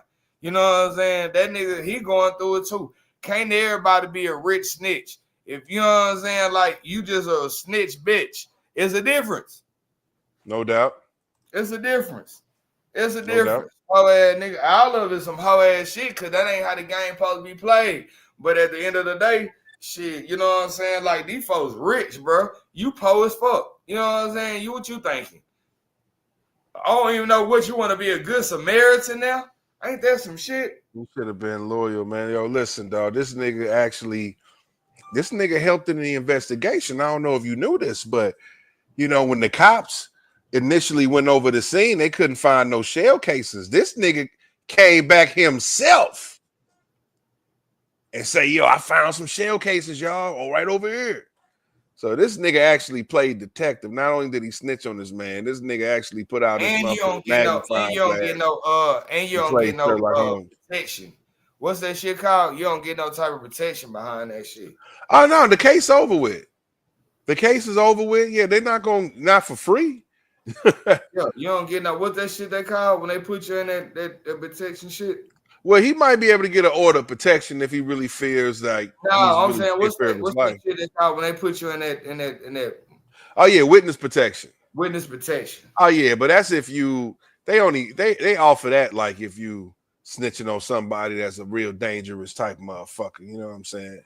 That can have your ass played to that motherfucker, but they ain't, you know, they ain't gonna give no ASAP rally. Well, they call him ASAP Telly now, nigga. ASAP Telly. ASAP Telly. That's what I'm saying, dog. Your motherfucking name has been. Is that why first said that ASAP shit did over with? Man, he said that. I didn't even know he commented on that. First said, man, you know, that's why he just go by Ferg now. He don't go by ASAP Ferg. He said that Ferg shit dead. I mean, dog. ASAP shit dead. Yeah. Well, that movement kind of been, you know, shut down for a minute, for real. You know, ASAP had a nice movement going on for a minute. And then he was kind of passing the baton to Ferg. Ferg was having some lift off. He had some big hits out there. And then it kind of slowed down. ASAP Yams passed away. and just kind of slowed down, bro. You know, to be honest, I really ain't heard too much from Ferg though. You know, he's still dropping shit. He did a freestyle with Sauce Walker for Double SL a couple of months ago. I think they did a video together or something not too long ago too, like an actual video or something. But I be trying to check out for him when I see his videos come across. I definitely click on them. I fuck with Ferg. But yeah, man, shit, ASAP. Shit, Rocky ain't dropped shit lately. You know what I'm saying? Nah, he a father now. Yeah, he a father now. So yeah, that motherfucking shit kind of dead, man. But listen, let me switch this back up, man.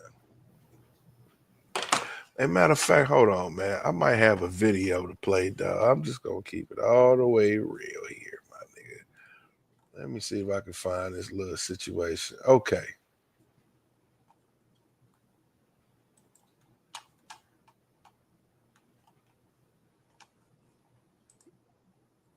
All right, my nigga. I'm about to play this real quick, my nigga. I want you to see, and I want you to give me your opinion on this. All right. Yeah, let's go for it. Let's see. Let's do this. Let's see here.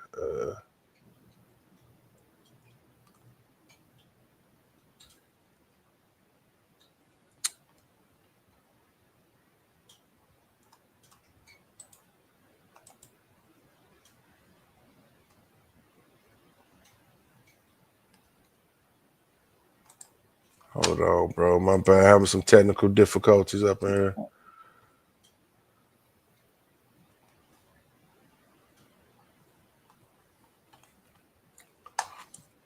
Yeah, my bad, y'all.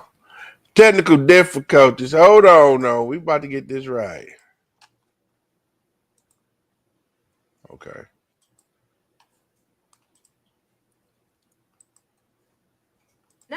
Throw my flowers, my gift that I received from my boss. I know you did not do that, Cedric. What is wrong with you? What is wrong with you? And got me messed up. I know you just did not throw my flowers, my gift that I received from my boss. I know you did not do that, Cedric. What is wrong with you? What is wrong with you? I received these from my boss. It is Valentine's Day. Hey, let me tell you, I've been at my job for 15 years. I deserve a gift. There's nothing wrong with me getting a gift from my boss. All right, I'm gonna stop it right there because I think you pretty much get the gist of this, man. Yeah, this was crazy to me. So, how do you feel about this? We got a lady who's receiving Valentine gifts from their boss. I'm gonna let you run with this, man. I gotta ask some questions for the people just joining in. Y'all, I just ran a video of a husband getting mad at his wife because he felt she was inappropriately accepting Valentine's Day gifts from a boss. Go ahead, take it away, man. What you think about that clip we just saw, brother? Man, Ken Fall, that's a tough one. Yeah, because you can be double-sided about that, man. Like, you could be a man or you could be like understanding, man. Like, damn, bro. Like, I get where he coming from. I do. A woman is not gonna say it's Valentine's Day. They're gonna take everything. You know what I'm saying? If a kid was to give them some flowers, they was gonna take them flowers. You know what I mean? Right. I don't know, fam. Like, damn. He stood on business, though. I respect that. He damn sure stood on business. Yeah, he wasn't letting that shit slide, bro. Right, he stood on business. He was definitely in the mix with that one, man.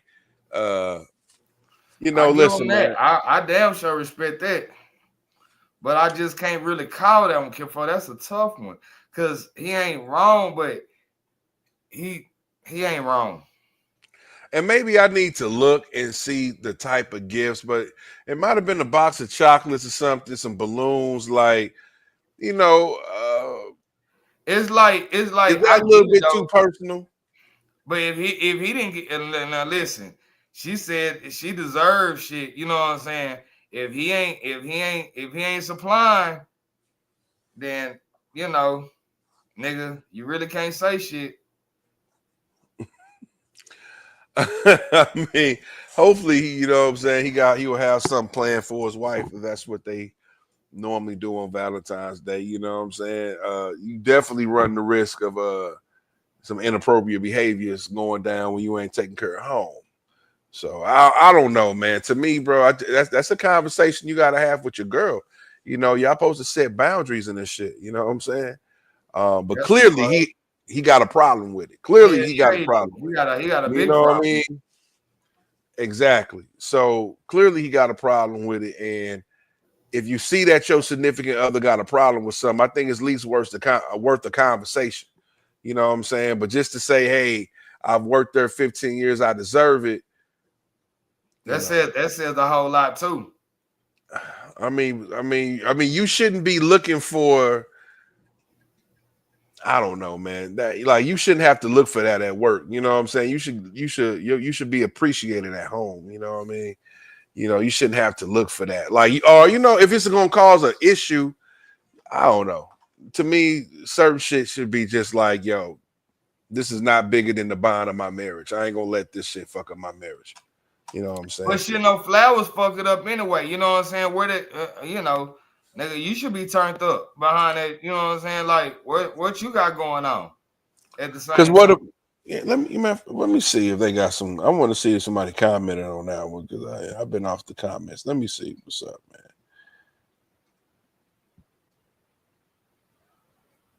That shit hard to really just say, Kim, focus. Damn.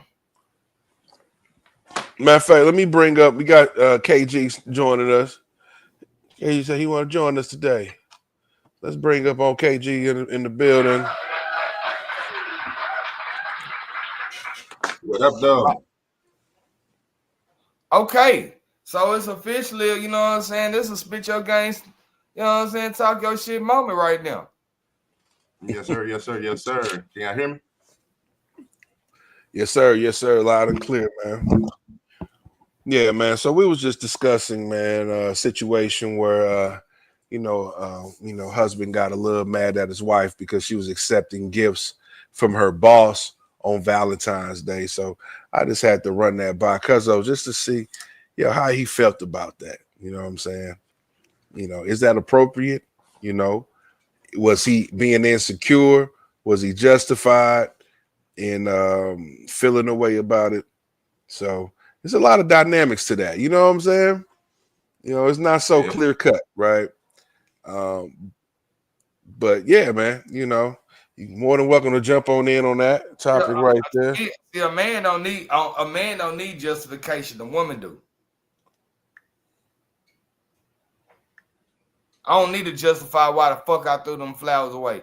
I ain't want you know what I'm saying. Another nigga gave them to you. End of the story.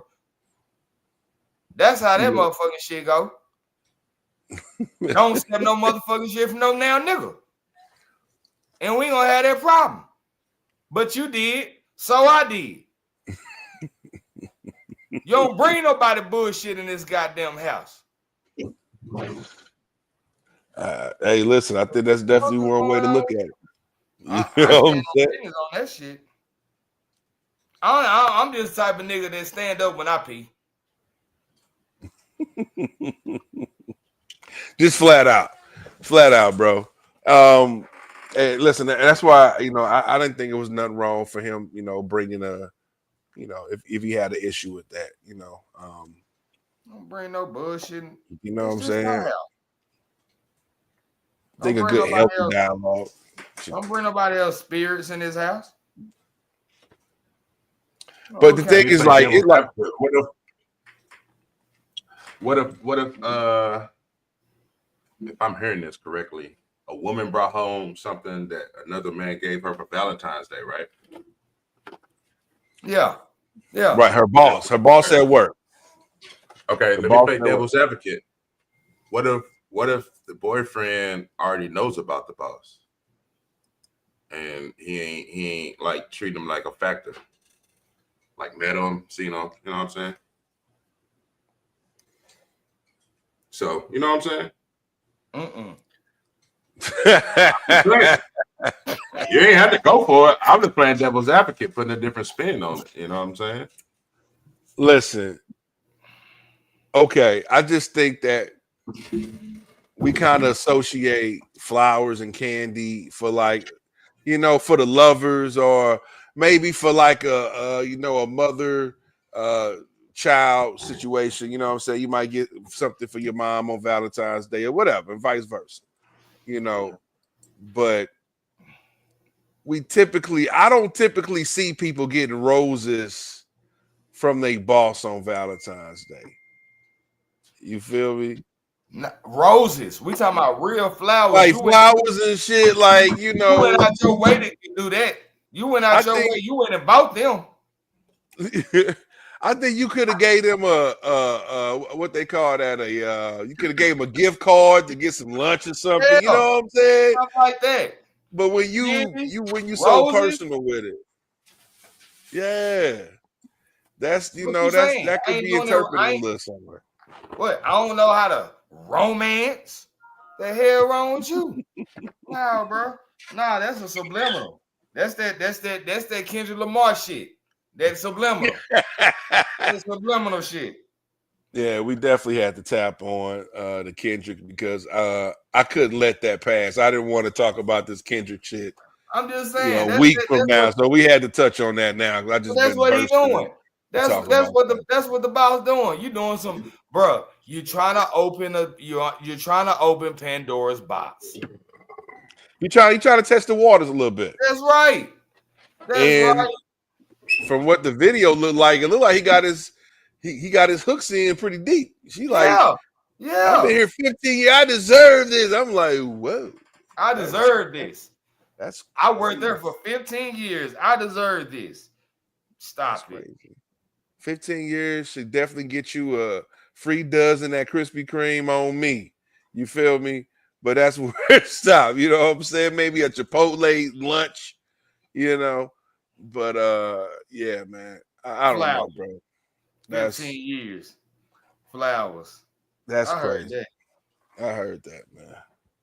Yo, shout out to people that's joining in. You know what I'm saying?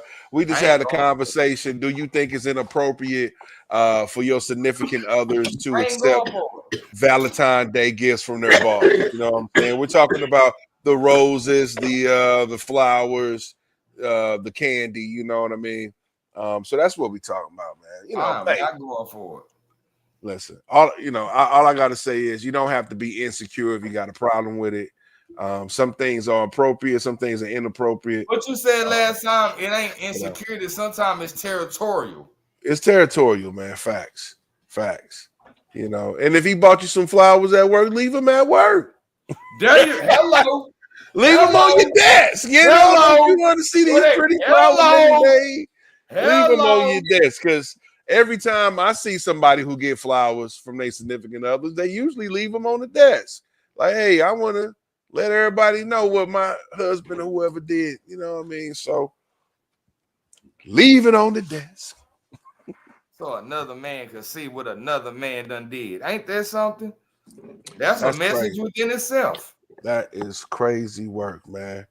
But man, listen, we got so many more crazy work topics. I promise you. I'm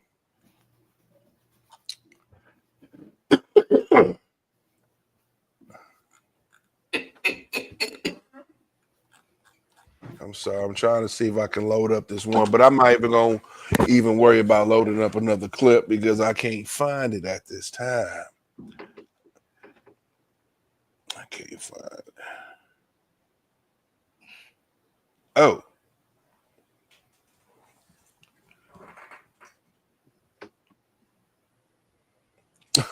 You know what? I hate to go back full circle on this, but do want to get y'all opinion on this because we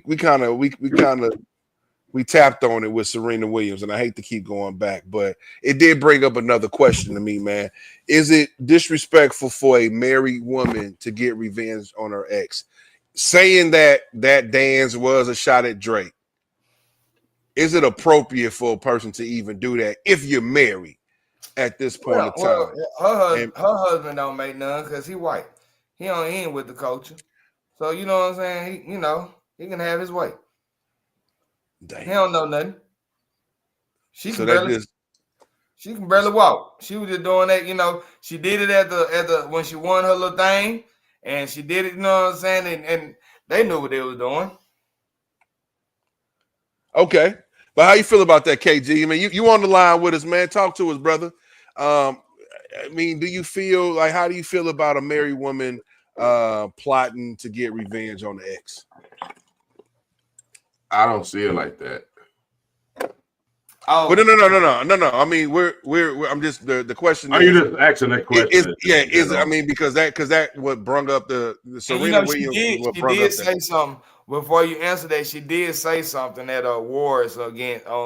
When he won some type of award, and she said, and Drake should know, don't go against my hometown. You know what I'm saying? Some shit like that. So it's always subliminal. So keep your eye open, KG. You use your third eye when you answer this question. But yeah, man. So you're not talking about the Serena. So ask me the question again. Well, I mean, the thing is this. I mean, it's dealing with the Serena situation. So my thing is it right for a married woman, just a married woman, to get revenge on an ex? No, you still thinking about it. That's still thinking about it. If they on your brain, living there rent free, like, oh, this is the opportunity to do this or do that. Like, they obviously still mean something to you, whether it's a piece of shit or whatever, how you feel. They still on your brain. So no. But going back to the Serena thing, I don't think that was that. I think she was just invited by Kendrick Lamar. She's from the town. She's in the song. So, I mean, it just happened to be the whole Drake thing, but I don't even think that's what it was for. People were just kind of using their own, casting their own shit on it. You know what I'm saying? If that makes any sense. It was just some little harmless shit, man. She's from the. It's not like I guess everybody forgot she's from Compton, my nigga. Like, let's get that straight. Like, you know what I'm saying? So it was just a little cameo. Like, if it was a video, she did it in the video, they probably say the same thing. Exactly. I mean, and that's why I said earlier, bro, when I first saw that, I wasn't even thinking about Drake. I just thought, oh, she's from Compton. That was my first thought. Okay, he got Serena out here because she's from Compton. That was my first thought. You know what I'm saying? I ain't even thinking like, oh shit, he got Serena out here. Like, listen, man, I'm gonna tell you something, bro. And then that relationship, I don't think Drake was tripping off Serena like that. Nah. Then that was like over 10 years ago. You know what I'm saying? That's what I'm saying. Like, State Scheming. Everybody acting like it was like 2 or 3 months. It's fresh. You know what I'm saying? Like, no, that shit's over 10 years ago. So it's over for her to be thinking that, she filed for that, but I don't even see that kind of. She didn't even get that kind of energy, my nigga. So I wouldn't think that you will give somebody your energy after you're a married woman. If anything, if somebody needs to defend your honor, it should be your husband. You know, you should no longer have to defend your honor no more. If somebody step up to you, unless it's a woman, you know what I'm saying? Of course, you know, but you talking about him, Drake is a man. So if he's, and he has been making comments, I ain't gonna lie. Drake has been, sneak dissing, and not really sneak dissing, but he called her husband a groupie and shit like that. So he has been making some recent remarks about him. So what they say in battle rap, he's emotional. Yeah, you know what I'm saying. And you know what? And we was just talking about, Drake come out with this R&B shit. He should not have came out with the R&B shit. If he would have dropped anything, it should have been on some straight hip hop, or go back to the club shit. You know what I'm saying? Because Not Like Us done kind of took over that club scene. You need to get that club scene back. You know what I mean? So if you're gonna do an album, just do something for some clubs, man. What's up? It's some legal shit behind him not putting out music with that lawsuit. I heard that on the Breakfast Club. That's why Party Next Door featured him on the album as far as features, because I don't think he can physically drop his own projects right now. Gotcha. Lawsuit. So that's why I believe he was featured on this. You know what I'm saying? The way he was. So it's not a Drake album. You know what I'm saying? He just happened to be featured, but like I said, I'll do some more research on that. But I think that lawsuit, ever since he did that, You see, they took down his Fighting Irish freestyle. Like he can't put. It seemed like he can't put out nothing right about now, except do shows. You know what I'm saying? Yeah, that's the only way to get his issue off. So I think that's what it is. I could be wrong, but I think he can't something with that lawsuit. He can't physically put out music right now. That's crazy, man. He just needs to just go dark, nigga. Hey, speaking of which, since y'all talking about Drake, did y'all see that video of somebody getting that drone footage of him gambling? He threw his slides. That was all put together. What, that was like a little stage little thing? Yeah, that was like, how did they even know it? Ain't nobody gonna know you there unless you tell them. Yeah, that was staged. But that was a fly ass spot though. I ain't gonna front. That motherfucker. What nigga Drake? He gambled his Gucci slides away. What the fuck you talking about? You ain't see that little video? It was like on World Star. They in like Australia on this world tour. Okay. And somebody got a drone. You got to see it because he's stupid high. Like, there's no way you can get to this spot. And the only way somebody can get there if you tell him, because he was like so secluded, my nigga. You would have never knew that. And then they kind of show him hovering right above his balcony, and then you see his laptop on some betting website or gambling website. And then he get mad and throw one of his slides at the fucking drone and shit. Then that motherfucker just kind of slowly fades back. But I think it's like he said, could be on some promo shit, showing where he was at or showing where he was staying, how he living type shit. Because that was a fly ass spot. I'm not finna sit in front. Like, when you get offline, go check that video out. Because that shit was fire. There's only like 20 seconds. Man. You know what I'm saying? But yeah, that shit was funny though. You know what I'm saying? Crazy work. That is crazy work, bro. That is crazy work, man. But yeah, man, I don't know, man. The beef is not ending, so we just got to prepare for some more music, man. Drake is full on. Kendrick Lamar done with addressing the Drake issue. It's just my opinion. I told you he'll throw some snubs, but that's about it. Yeah, he back in the shadows where he belongs. This nigga said where he belongs. It's funny that you say that because your man's been in the shadows for a minute to this international tour, and he still had trouble selling out them tickets, nigga. Who that? You know who it is, nigga. Aubrey, nigga. Mr. Graham, nigga. Okay, man. You know what I'm saying? He's gonna live he's gonna have a longer success. You know, it's just it's kind of like the Jay-Z Nas situation. You know. No, it's not. They were on the same tier.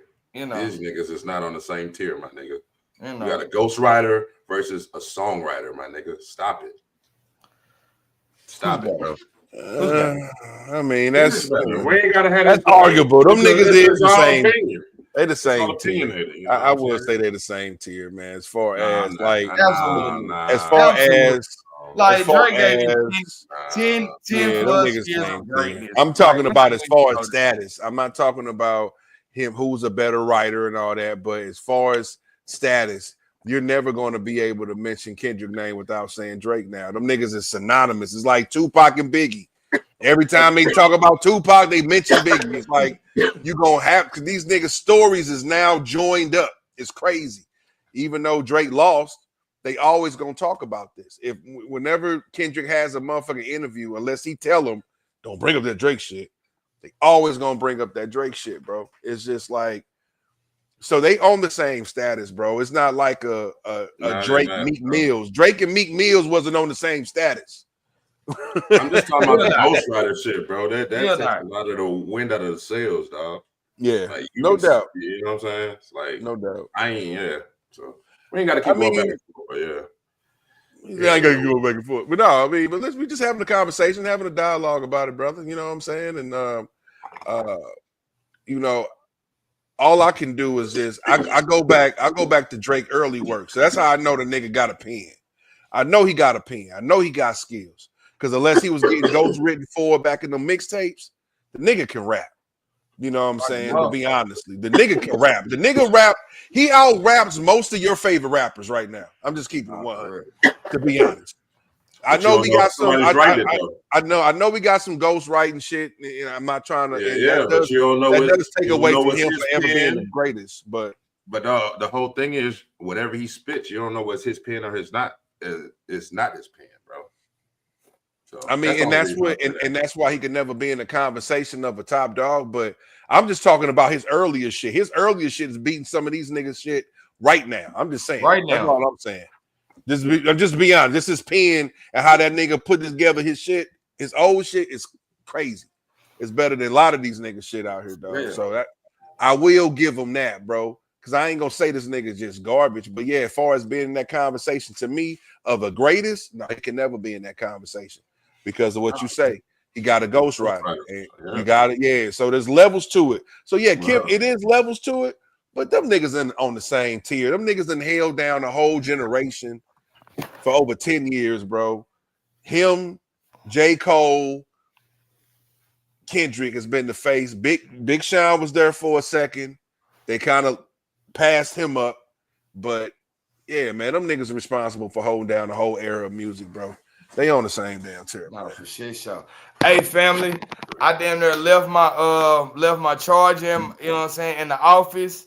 Just, you know what I'm saying, my top is about to die. You know what I mean? Tommy, you ain't got no job. Somebody I left my charger in the office. Nigga ain't got no damn job. You know what I'm saying? Man. Don't but believe listen, that, man. I'm a hardworking black man in America. Well, listen, bro. I appreciate, you know, we've been rocking for almost 2 hours, man. And I know this is kind of out the blue. I was just like, yo, bro, fuck it, man. You want to get on tonight? You know what I'm saying? I know this was impromptu, man, but like I said, I just had some things. What my nigga Cortez say? There's some things we gotta speak about, you know. For sure. And I definitely wanted to talk about the Kendrick situation. I know it's, people want to forget about it, but it was huge. Oh, this shit gonna be talked about for years. It's gonna be talked about, and that's why I'm glad. We're talking about the Super Bowl.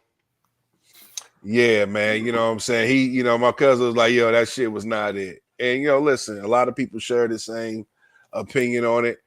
I felt that it was a good performance. I won't say dope because I do believe it wasn't as electrifying as it could have been. But I did hear this. I don't know if this is true. Yeah, I sound like some true haters, but go ahead. Some true haters. No, I sound like a nigga who's not a sheep and got my own opinion. But what I did hear was them niggas he couldn't use any pyrotechnics because the president was in the building. So that would have been like large fireworks and things like that some people might have had with their set.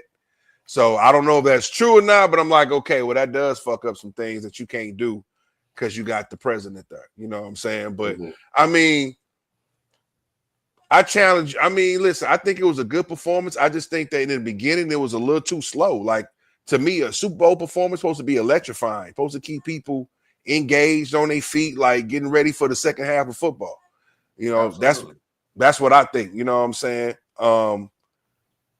But I'm not a hater because I'm not saying it's trash, but I've seen better performances. Maybe a lot of people ain't seen performances before. They don't really have a lot of dope performances to go by, but this is not the dopest performance I ever seen at Super Bowl. I think it was a good performance, but I think it fell a little short as far as entertainment. Now, it has a grade A when you talk about black culture. Gets a grade A for that. I'm not mad at that. You know what I'm saying? But like I told him, all the messages that Kendrick put in that Super Bowl is messages that we've been putting in hip hop the whole motherfucking time, bro. This ain't nothing new. So that's why I said it fell a little short, my G. But you can give your thoughts on it, man. You think we some haters? Kendrick Lamar haters, man. There's no haters, bro. I'm not. Well, he said it's trash. So me and him, he went out. He actually said it was trash. He like, I said it was trash. I already know why he said it. Right, he said it was trash. So I didn't go that far with it, but yeah, his man got his dick in the dirt. I mean, I already know why he's mad, but I thought you would have, graded it a little bit better, but it's all good. It is what it is. I'm not saying it's the best performance. I said it was good, not great. Hold on. My reasons for it is because it was the playlist. It wasn't electrifying. It was boring. It was boring. It was born. That's y'all opinions, man. Everybody got one. Listen, man. Yo, shout out to Ryan, man. What up, Ryan? My man. Oh man, my man said I liked it. He kept it gangster. Yo, listen, Ryan. He The shit definitely was dope. He definitely did what he did, bro. I think the people that feel like that is not real fans. Like I can see. That's why I hate. I hate when niggas say that. People that feel like that is not real fans. Yeah, Come on, man. Your favorite rapper can fall short in your eyes, bro. No, for sure. But right. This wasn't falling short. But if Jay-Z was up there and he gave a lackluster performance, you're gonna tell it, right? Whether it was good or bad, right? Okay, that's a fact. So, right. I'm still a Jay-Z I believe yeah, exactly. So I'm a Kendrick fan. Like I've been listening to him since his mixtapes. I'm not just started with Damn and then I'm good. But I think it was dope and it was just calculated. It's not Kendrick. He's not a Future. So you're not gonna get like the turn up style music. You're gonna get that conscious. I'm gonna make you think about this shit. But I know he does have some joints that could have been played that would have made it a little bit more turn up-ish or lit, as they say. But all in all, I think it was dope, man. And I'm not just saying that because I'm a fan. I'm just saying that just from looking at it. I watched it again, you know what I'm saying? So I think it was dope. I ain't mad at Not the greatest. I didn't ever say it was the greatest, but it was dope. Well, that's what a lot of people were saying, man. A lot of people were saying it was the greatest performance. I was just like, yo, pump the brakes. You know, that's not, you know, I don't know if Kendrick would be able to give the greatest performance because he's not a performer in that same vein like that. You know what I'm saying? That's not what he do. Like say he's a conscious rapper. But I wasn't mad. I think hip hop won. I just love hearing hip hop. Like, yo, you know, this nigga on top of the car just flowing, just going off like that shit. That's hard to me. But at the same time, it just could have been done a little bit better, you know, to me. But I think it's a good. I'm not gonna trash it. That's a win for hip hop. Win for Black culture. Now, peep this. I'm a avid Breakfast Club listener, and they had somebody call in like the next day just asking their responses about the show and the halftime show and the game. Dude broke it down to the point I was like, damn, I didn't even think about that. He's like, I like the fact that a black quarterback with his black wife on Black History Month with a black performer for the halftime show won as a champion. I was just like, damn, I didn't even think about all the other checklists. You know what I'm saying? So that was pretty dope. I didn't even think about the other aspects. You know what I'm saying? Yeah, I mean that is dope, man. You know, one thing about us, we love symbolism, man. You know what I'm saying? We definitely like the symbolism of all this stuff. You know what I'm saying? And my thing was, you know, I think Kendrick Lamar was trying to bring people together. I just didn't like how it was dividing people. I'm like, bro, we don't need nothing dividing us. I just wish Kendrick Lamar would just come out and just like, yo, when I did this, I wanted this to represent this, and then I wanted this to represent that. Because all these interpretations, dog, all thing I saw was bickering and arguing.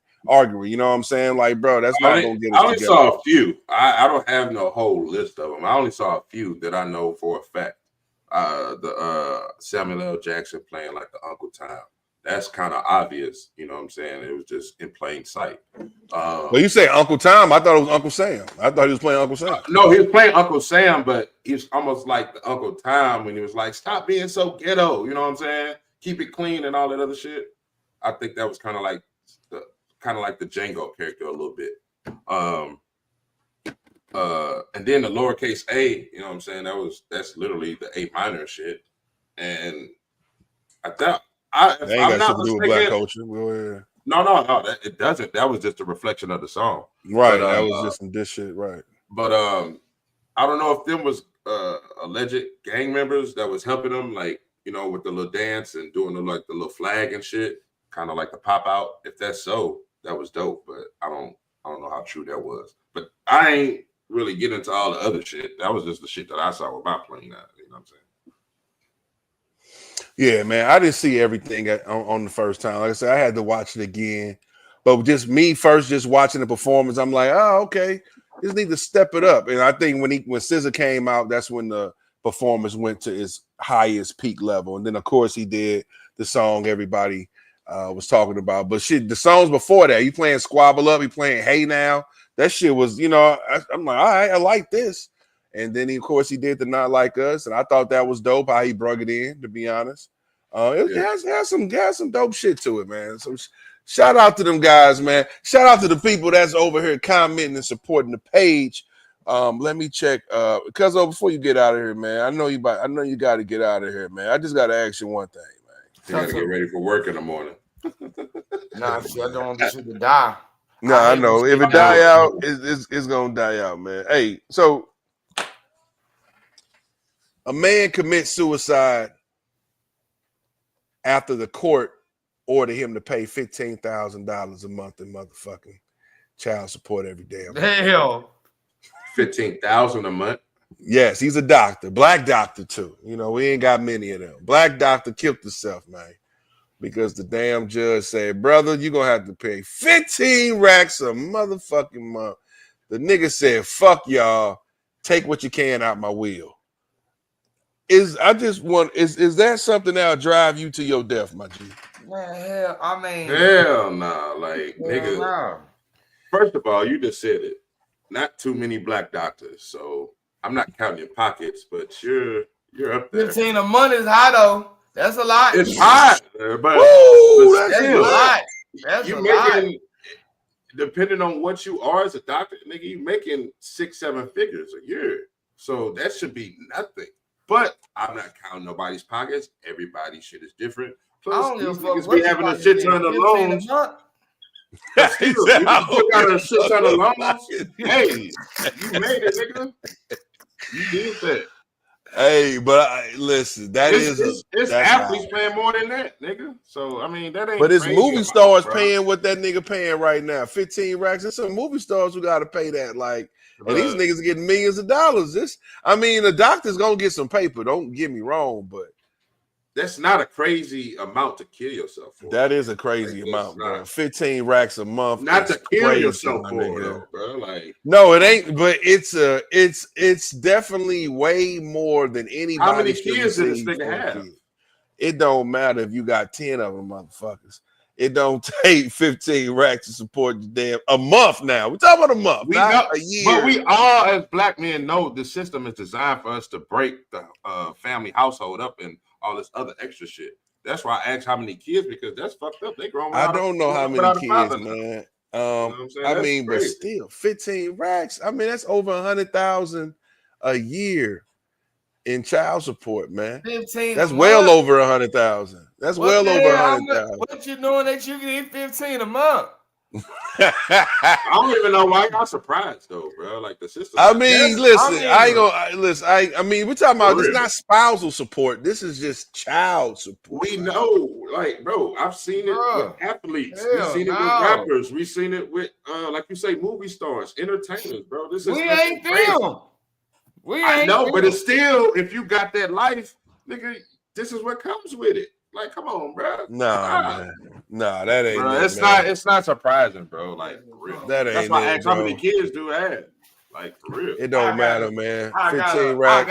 I gotta be broke so you can live right. That will come with it. Hey, that ain't right, KG. That ain't right, bro.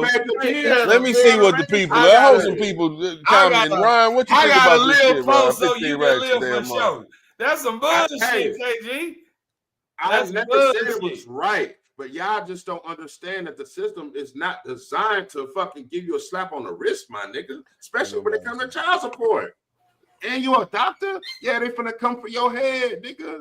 Like, y'all don't. Right, that's what I'm saying. Like, I'm surprised y'all don't see that. I just would have told the judge, well, I quit. I don't make no money no more. I quit. Man, there's ways around. That's why niggas be quitting their jobs, but they gotta. It's fucked up. It's fucked up in my opinion, but at the same time, I ain't got no job. 15,000, bro, is so excessive. Unemployed. I mean, and to your point, he's a black doctor. To me, I would have been fighting for joint custody. I ain't about to pay you Nathan. because I'm about to have these kids half of the year just like you. You feel me? That's what I'm saying. You can negotiate that. You don't have to. What they say, you don't. Yeah, have Ryan to say that's or, ludicrous. Yeah, 15K is crazy because I don't get. Yeah, I'm never best saying doctor in Hollywood, nigga. That's crazy. No, I'm just saying. I never said this shit was cool, and I never said this shit was right. But I'm saying, like, you got to look at the obvious factors. The nigga's a doctor, no doubt, he's black, and they gonna come for your head. So he's making at least 6 figures a year. So they saying like, nigga, you got to do this. But on the same token, depending on the relationship that you got with your kid's mom or whoever you want to call her, hold up, let me land. Depending on that situation and the relationship you have, you can negotiate that, dog.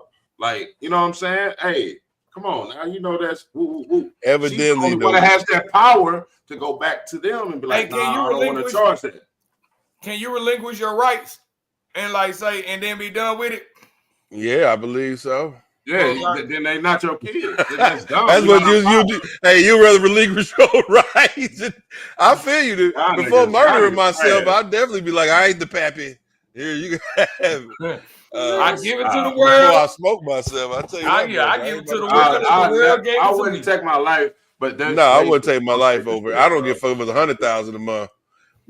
I ain't gonna take my life. Negotiate that shit, bro. Like. But I mean, evidently, dog, for her to let that slide, bro, she is not your friend. Because a real woman would have stood up, Judge. I don't need that much. Hell, you know what I'm saying? Who's to say they relationship? Because I know women that take less on purpose, bro. I know women that take less on purpose, man.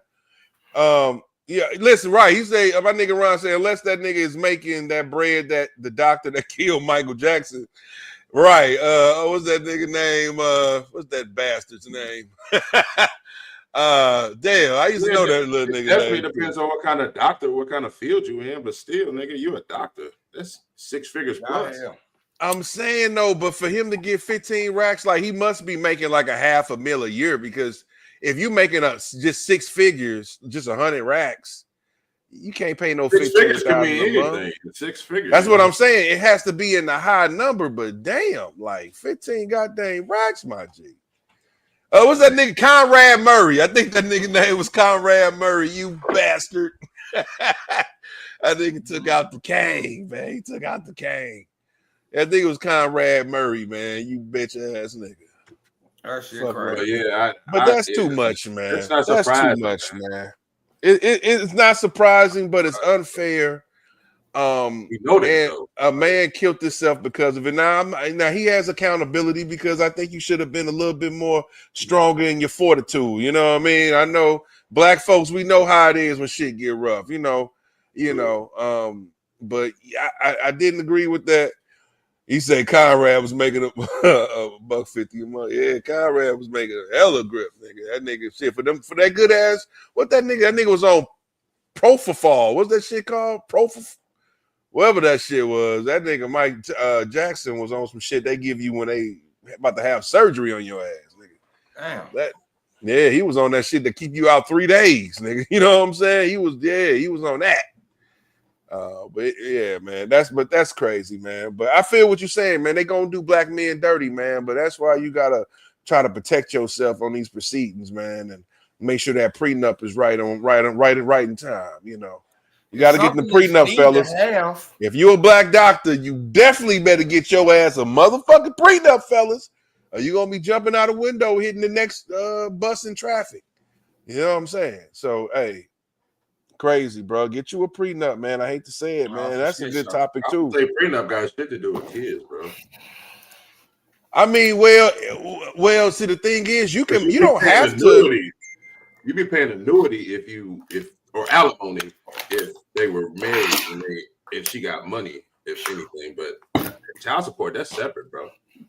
But that's where you might be a little bit wrong, because you guys don't have to go through courts. You guys can do a notarized document between you and your lawyers. You know what I'm saying? You don't have to go through courts. People choose to go through courts, but you guys can have your own agreement drawn up that's notarized that has to be followed. You know what I'm saying? So you ain't got to go through courts. You really don't. But that's what I'm saying. Like, I would have took my life, nigga. We finna go straight to this. This shit ain't finna keep going like that, player. Damn, y'all. So I really had to be really like went to shit for her to even go through that, because only women can initiate that for real. Only men, it's like a small percentage of niggas getting paid child support from the woman. Yeah, for sure. I mean, well, a lot of men don't get awarded custody, and that's one thing you got to have. You got to be awarded custody in order to get child support. So, you know what I'm saying? It's just that plays a part in it too. You know what I'm saying? A lot of men don't have custody of their kids. That's why, like, for successful men, I don't see like Tyrese had to pay so much money in child support. Of course, we all seen the video. What else do you want from me? You know, we all saw the breakdown and the meltdown on video. But my thing is, man, you a successful man. You can take care of your kids 6 months out the year. You got, you know what I'm saying? You can do that. Like, I would be pushing for joint custody, especially if I got the money to take care of my kids. Shit, I mean, yeah, let me get joint custody. That way, I ain't got to pay you no child support because we're both sharing custody. Or if you got to pay something, it's not going to be as much. You know what I'm saying? So that's what I'll be pushing, man. But I know it's not easy to get joint custody, especially if you're who's that got custody? D Wade was able to get custody of his kids. He didn't get joint custody, he got full custody. Jeezy was able, I believe he got custody of his daughter. I might be wrong, but I believe he was awarded custody of his daughter. I could be wrong about that. But yeah, I mean, we got to fight for it. But that's something I would fight for if I'm making bread like that, bro. Yeah, we going to have joint because we ain't about to just live off me. You know what I'm saying? Straight up, man. But super dope, y'all. I don't know. We're going to have a show on Friday, y'all. This is going to just kind of play it by ear. If we do have a show Friday, I'm trying to get a couple special guests through it, y'all. So I definitely want y'all to tune in. And like I say, man, for the people that are just joining, if you're not subscribed to the channel, please go to Spit Yo Gang 314 on YouTube.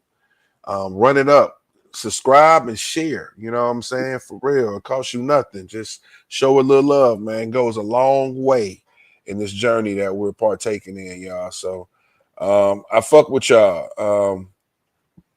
Hold on, let me see if anybody okay, well, I guess that's the end of the comments, man. But yo, shout out to motherfucking Ryan. Yo, we gotta get up with you, man, bro. We gotta rap, bro. It's been a minute, bro. We need to get back up. We gotta rap with each other, bro. But shout out to you, bro, for fucking with us, tuning in. For all the people tuning in, we appreciate y'all, man, hanging out with us. You know what I'm saying? Some of y'all was snowed in last couple of days, whatever the case may be. Stay safe, man, out there, man. Once again, RP to my boy K-Mo. His funeral is tomorrow, y'all. So y'all know K-Mo. If you need the information, just reach out to me. I got you, man. But RIP to K-Mo, man, for sure, man. Straight up, man. That's a real one, man. So we're gonna say our goodbyes, there, man.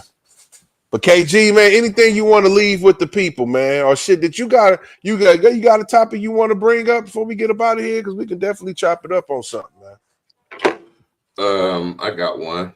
It's a little hip hop shit. I thought it was pretty dope. Hold on. Okay. Yeah. And RIP that came on. I think I remember him from Paddock. No doubt, man. No doubt. Definitely a Paddock general, man. Salute to the soldier.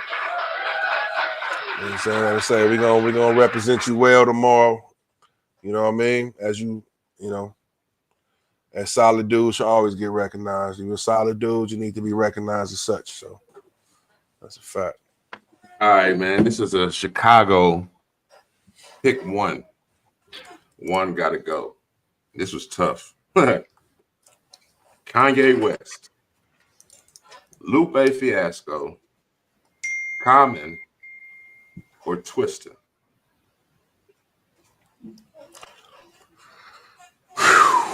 Oh man, run it. You said hold on. You said Kanye, Lupe Fiasco, Common, or Twist. Well, I know I can take Common out. He's definitely not going to get picked. I fuck with Common. Shout out to Common. I'd hate to say that, but you in the midst of some tough competition. So we got Lupe left. We got Kanye. I could do away with Kanye. Because I don't. It was only one got to go. You said two. It was only one. Oh, okay. I thought you meant pick one out of the four. Oh, no. Oh, so one got to go. My bad. Oh, that's even easier. Damn. Oh, that's Common, man. That's all day. I'm sorry. I thought you meant you just got to pick one who's the best out the four. Okay. Yeah. I got to say Common, man. There's no disrespect to Common, but those other guys you mentioned, I don't want to say a better catalog. That's a good question. Does Twister have a better catalog than Common? It depends on what you're looking for. It depends on what you're looking for, but just the number of classics somebody might have, right? I think they might share the same. They might share the same. I think Common maybe got a couple. Two and a strong possible. You know what I'm saying? I believe two. Yeah, because I'll give Twister two.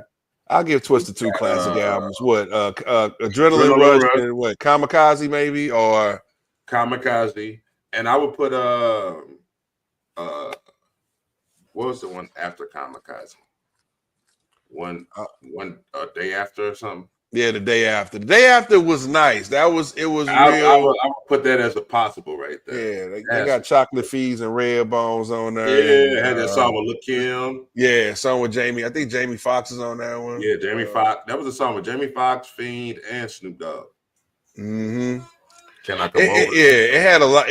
That's when Twister was red hot, and he went all out for that album. That was a good album. I don't know if it's a classic though, but that was a dope album. It's a strong possible. It's a possible. I think the only thing that took away from that, and I hate to be picky, it was just that was probably his most commercial album to date. But I think they were just trying to piggyback off that Kamikaze success, with the Slow Jam song, him and Kanye. You know what I'm saying? Overnight Celebrity, you know what I'm saying? I think they were just trying to piggyback off that, so he just went all the way commercial. But it was still dope. He still had some dope ass shit on it. I don't want to. So Sexy with R. Kelly. That shit was fire. Yeah, that was so fire. That's what I'm saying. He had Kales on there. And yeah, he had a lot of heavy hitters on that album for sure. A lot of big time production. And then Common would be B.E. That one B for sure. Yeah. I'm trying to think, not like Water for Chocolate, because that's the one with hip hop, but I wasn't really on him like that. I gotta look up the name. Is B the one with the corner? Yes, sir. Yeah, okay. So B's in there. I would say probably maybe like a light Water for Chocolate. I like Nobody Smiling. I don't think nobody tripped off of that one. But he had some cuts on that Nobody Smiling and dropped in 2014. I don't know if you heard that. Yeah, I heard it. Finding Forever was a good one too. It came out in 2007. Yeah, he got some good projects, but I'm just trying to think of the classics though. You know what I'm saying? The classic albums that he might have had. I really wasn't on Common early on in his career. Mm-hmm. Like when he dropped I Used to Love Her, I was like, that's a dope ass song. But it wasn't like I don't think I bought that album at first. I bought it later on in life, not at first though. Mm-hmm. You know what I'm saying? But yeah, Common is super dope. That's when he was going by common sense. You know what I'm saying? That's when he was common sense at first. He dropped the sense, kept the comment on it, kept it cool. But yeah, man, I don't want to disrespect him, but Kanye, we all know his body's of work. But even though Kanye is still shaky because he another nigga that ghost right now. He get ghost written for way, way more than Drake. He's pretty much a Puff Daddy when it comes down to getting ghost written for. You know what I'm saying? A lot of niggas work on this album. A lot of niggas work on this album. So it's a little different. That's why. Like you say, Ye also has a pen as well, though, too. We've heard his pen on his early work. You know what I'm saying? He had a pen. He definitely had a, you know what I'm saying? Yeah. He had a witty style. That's why I would describe his style as more so like a Cameron Fab, just a witty, he dropped some witty bars, you know what I'm saying? What do you say? Some mayonnaise colored beans, I push miracle whips. You know what I'm saying? Them type of just witty type bars, you know. But dope bars. I mean, ain't gonna lie. Yeah, he got a pen. I don't want to take nothing away from him, but it's the production, I think, that really top tier keeps him in the keeps that place, man. It's that production he got, bro. I'm not gonna, but far as rapping, I think Common is a better rapper. I do believe Common is a better rapper than Kanye, definitely. But then you got Twista, man. I mean, how can I go against? He's a Midwest hero. You know, he's a Midwest hero, man. Bro. That nigga there, man. Yeah, and he's got more talent rapping. He's got more talent than anybody that we mentioned. Oh, hold on, Lupe. I forgot about Lupe. Oh shit. Oh, that's a good one. Lupe, that's a good one too. That's a good one. I put Twista at the top of that list if it was me. Just straight rapping ability. Oh yeah. God, dog. Because Twista is an anomaly, right? Because you got a lot of niggas even to this day that can rap fast, but Twista rap fast, but he was so lyrical, and that's what was so magical. How he can put. He's the first nigga I ever heard rap Jesus of Nazareth. I've never heard a nigga ever say Jesus of Nazareth in a flow. That's what I like. He was just so lyrical, bro. His range was crazy, and he flowed fast. Like, I don't want to take away from nothing. Busta Rhymes, he flowed fast on that Chris Brown shit, but he wasn't really lyrical. You know what I'm saying? And I go, and I give you, and I gotta give you, and I got, you know what I'm saying? That's dope. Just a pocket. It's just a pocket. Exactly. Twista was able to throw some of the most lyrical shit ever, even better than Bone, even more than Bone. You know what I'm saying? So Twista got a crazy pen. Even dissed him at one time, Crook County. Even dissed him. Dissed him, but everybody from Chicago was dissing them niggas. You had Do or Die dissing Bone. You had Crucial Conflict dissing Bone. Chicago niggas. Chicago was not fucking with Bone for whatever reason. I don't know, maybe because I just think people thought everybody was stealing each other's style. Like, yo, you taking our shit, you know. I don't know. Mm-hmm. But yeah, I remember that. Yeah, it was a whole Chicago versus Bone shit. And then you had 3 6 Mafia not fucking with Bone too. So yeah. Man, bro, 3 6 Mafia. No, I mean, Crucial Conflict is such a slept on group, bro. I was just listening to Hey last night, like no bullshit. And man, that is one of the hardest songs to date, whether it's about smoking weed or you just talk about them niggas just flowing. Either way, like that's just a dope ass song, period. And that whole final tick, that I'm gonna go ahead and jump out the porch and say it. That's a fucking classic. The Willie Hutch, now that I know it now, but that Willie Hutch sample, Pass It to the Left, Showdown. Showdown is it. That's Desperado.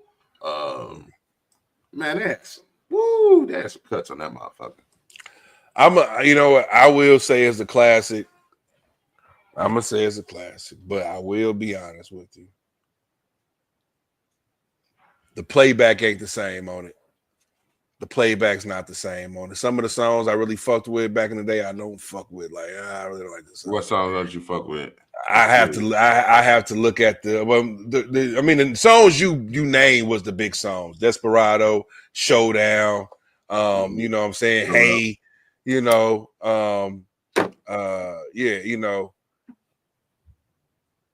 Pass It to the Left, man. You know what I'm saying? Of course, them motherfuckers is, but there was a lot of the filler songs, some of the filler songs that I just didn't fuck with. Like, damn, man, it's only about 6 or 7 songs that I fuck with on the final tip. And I think it might be a 13, 14 song album, if I'm not mistaken. Somewhere in there. No, I believe it's 17, 18. There you go. So it's, you know what I'm saying? So that's why I say they went to court. Yeah, no doubt. So but I don't want to take nothing away from it, dog, because it was a certified classic when it came out. So I want to keep that same energy. but I don't play all the songs that I used to play. It just some CDs do that. Sometimes that playback just ain't what it was, and that's just one of the CDs. But that's what you know. I think their second album is a classic to me. I fuck with that. What was that? Like this ain't the same no more. That shit go hard. What was that shit? 2 Ways. What was that shit called? Which way is up? 2 Ways. I forgot. I forgot the name. Good side, bad side. Good side, bad side. There you go. Now that album was. I got to go back and listen to that. Now, one of the really focal points of that album was Ghetto Queen when they was fucking with R. Kelly. Yep. That song right there has the playback right now. You can get some ass to that song. That song was definitely one of the standouts. You know what I'm saying? For sure. That was it. And then Bogus Man was like on the that was on 3-6. That was on the soundtrack. If I'm not mistaken. I forgot what soundtrack it was. But that was definitely on the soundtrack. Even if it was like Rhyme or Reason type shit or the show. No, I wasn't on the show. No, I wasn't on the show. Could have been a Rhyme or Reason. I got that soundtrack somewhere too. Could have been, man. But yeah. Definitely on something. I can't think of what soundtrack it was.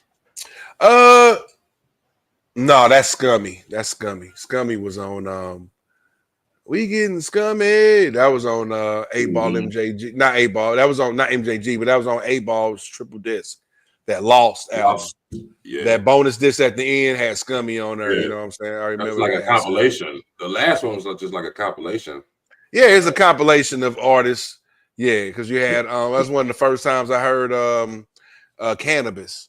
You know, he had a dope ass song on that. That song on that his song, whoo, was crazy. It's a lot of dope. So that's why I got to go back and listen to that bonus disc. Because for a long time you wasn't able to find the bonus disc, and then they stopped selling the album without the bonus disc. It was like a limited edition when it was three albums. I'm gonna find that motherfucker because that is one of the only South niggas that came out with a double disc. Oh yeah, right? Facts. Well, Master P, not the first. Yeah. No, yeah, Master P came out with a double. Yeah. The Last Don. Yeah. Who came out with Outkast. Speaker Box Level Up. Yeah. Who else came out with a double disc? It's not that many though. Yeah, to go to your point, it's not that many artists. UGK, the last true UGK album was a double disc. Oh yeah, sure right. Oh, one of the Scarface, My Homies, right? Yeah, but that was a compilation album. My Homies was a compilation album. But that wasn't it 2 CDs though? Yeah, it's 2 CDs. You were it's 2 CDs. Yeah. Okay. Yep. But it's like, you know, it had Master P. It was from the Homies and the Thug niggas. That was my shit. Yeah. That shit crazy. I ain't gonna lie. They did their thing on that one. Damn, but yeah, that's a good double. I think that's because I want to say he did it first. Who? Or Ball? Or he came after Master P. Ooh, what was that Last Don album? Was that? Let me look. I'm googling that right now. Was that 2000?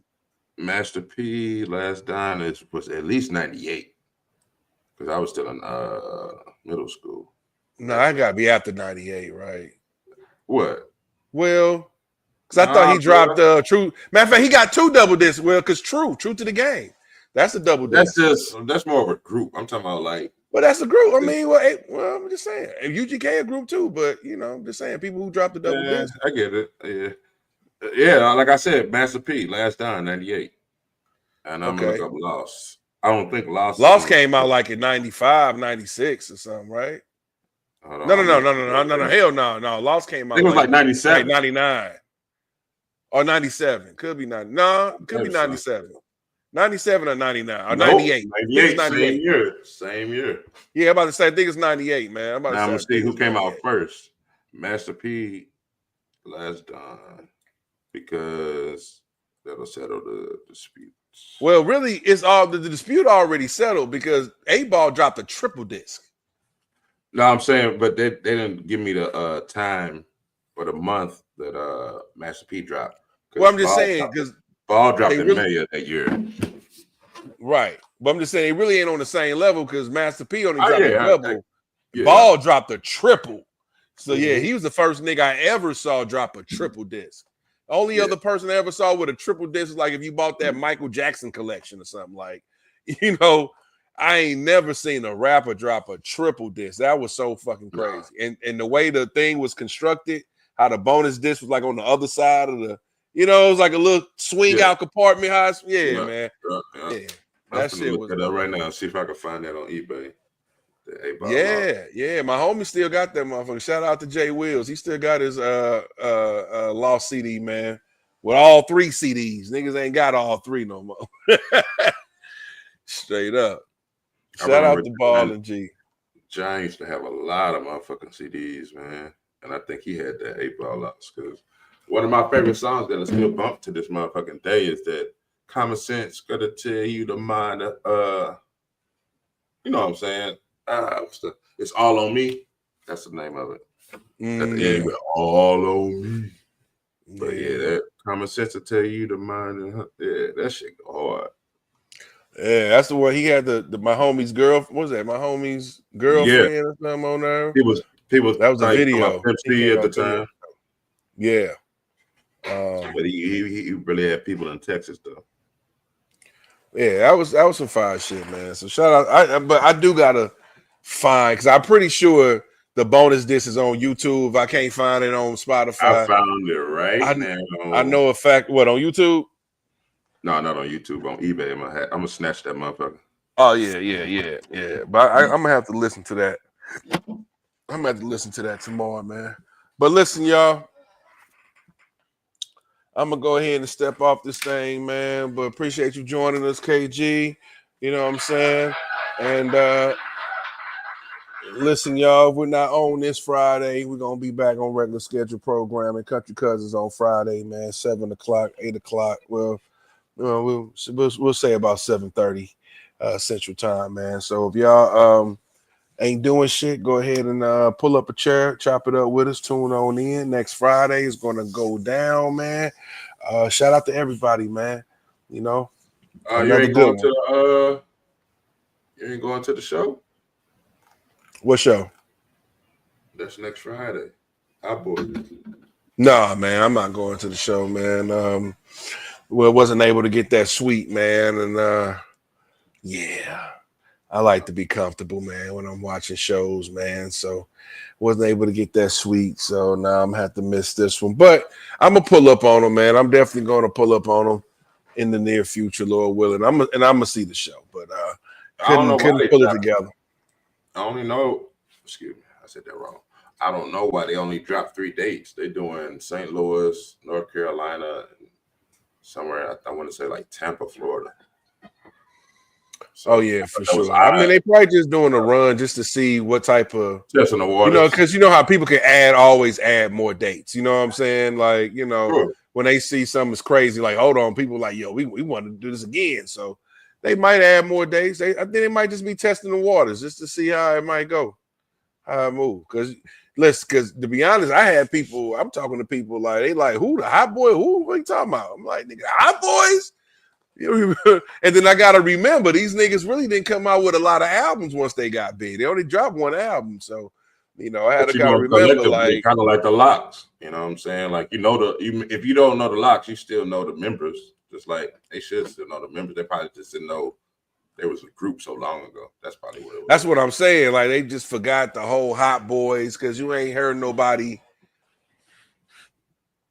pumping up Hot Boys in a long time. Even Weezy don't really, he might say original Hot Boy or something like that in the bar, but he really don't be pumping up Hot Boys. He be pumping up Young Money. You know what I'm saying? So yeah, people really ain't heard it. If they got out as BG. Of course. And Turk changed his name to Hot Boy Turk now. You know what I'm saying? Yeah, he changed his name to Hot Boy Turk. But yeah, that's pretty much it. But them guys don't get the looks like, you know, Wayne do. You know what I'm saying? If Wayne is over there keeping Hot Boy name alive, people gonna recognize that. you know. But I'm just glad they doing a show together. Man, I'm gonna be able to miss it, but hopefully, holler at me about that Kendrick shit, man. We'll try to get some motherfucking sweets on that. I want to see that up close. I'm waiting to hear back from Shay on that. Well, keep pushing, man. Keep reaching out, I bro. know, Because when know. that go, that's gonna go. So yeah, keep reaching back out on that one, man. But yo, man, I just buy regular tickets for that if I couldn't get that sweet. Well, that's what I'm saying, man. Them tickets is going probably crazy. So yeah, we'll just see, man. We'll see what it is. But all right, my brethren, till the next time, man. Y'all be good, man. Peace out, man. RP K-Mo.